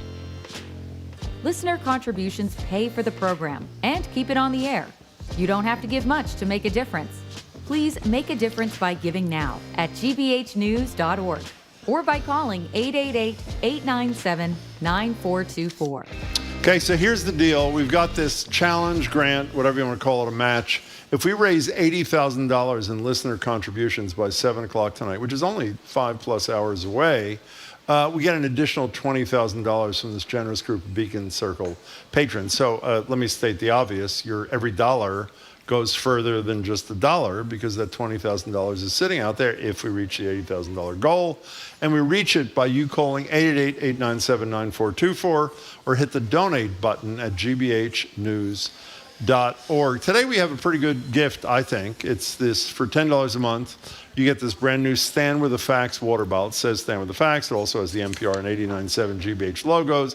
Stainless steel. It's insulated. And again, it shows that your friends and colleagues will see you care about GBH. $10 a month gets you there. That's called a sustaining member. If you pick a certain amount of money, whatever it is, and donate that amount a month, as long as it's $10, you get this Stand With Me water bottle. And you do it again by calling 888-897-9424 or going online to gbhnews.org. Okay, listen to this one. This is from Margaret in Newport. Our best hope for saving our democracy is honest, fact-based reporting. GBH and NPR do the best job of any news organization in providing all of us with the truth, no alternative facts. Thank you for all you do. And she says special thanks to you and me, Jim, which is very, very nice. By the way, and the NPR thing, if people, we make part of what our budget goes to is our major contributions, like all local outlets, to NPR. So if NPR matters to you as much as it matters to us, we are with that person. What else you got there? I love Jim and Marjorie, humor and information brought daily. Thank you for adding Jared's show at 2 p.m. It's great addition. And Jared's show is great, and it goes right at. Oh, and Annie from Southbridge. That, by the way, that previous one was from Grace and Wellfleet. This is from Annie in Southbridge. She says we're a hoot. What do you think about that? It depends what she means. I think she thinks. I hate when people say very hoot, by the way. Hoot is fine, but never use an adjective or adverb before it. We do have, this is the first day of our pledge. We have the special deal where we can get an extra $20,000 for GBH if we make our 80,000 goal by 7 o'clock tonight. We very, very much appreciate your listening. We very much appreciate those comments all came from people that did make the contribution, time to donate or even sometimes give more than they gave before. So we very much appreciate that. The number, if you want to contribute, 888-897-9424 or gbhnews.org.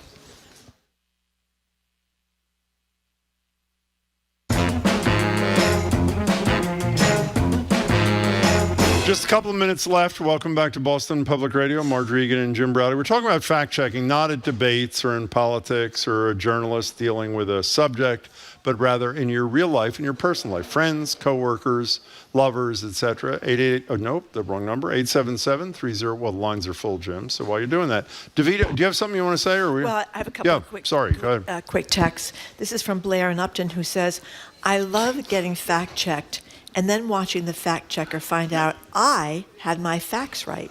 Their face changes in slow motion, and I love seeing that. You're going to like this one, too. Can I read this? Susan from Boston. Jim, you erred in your last call.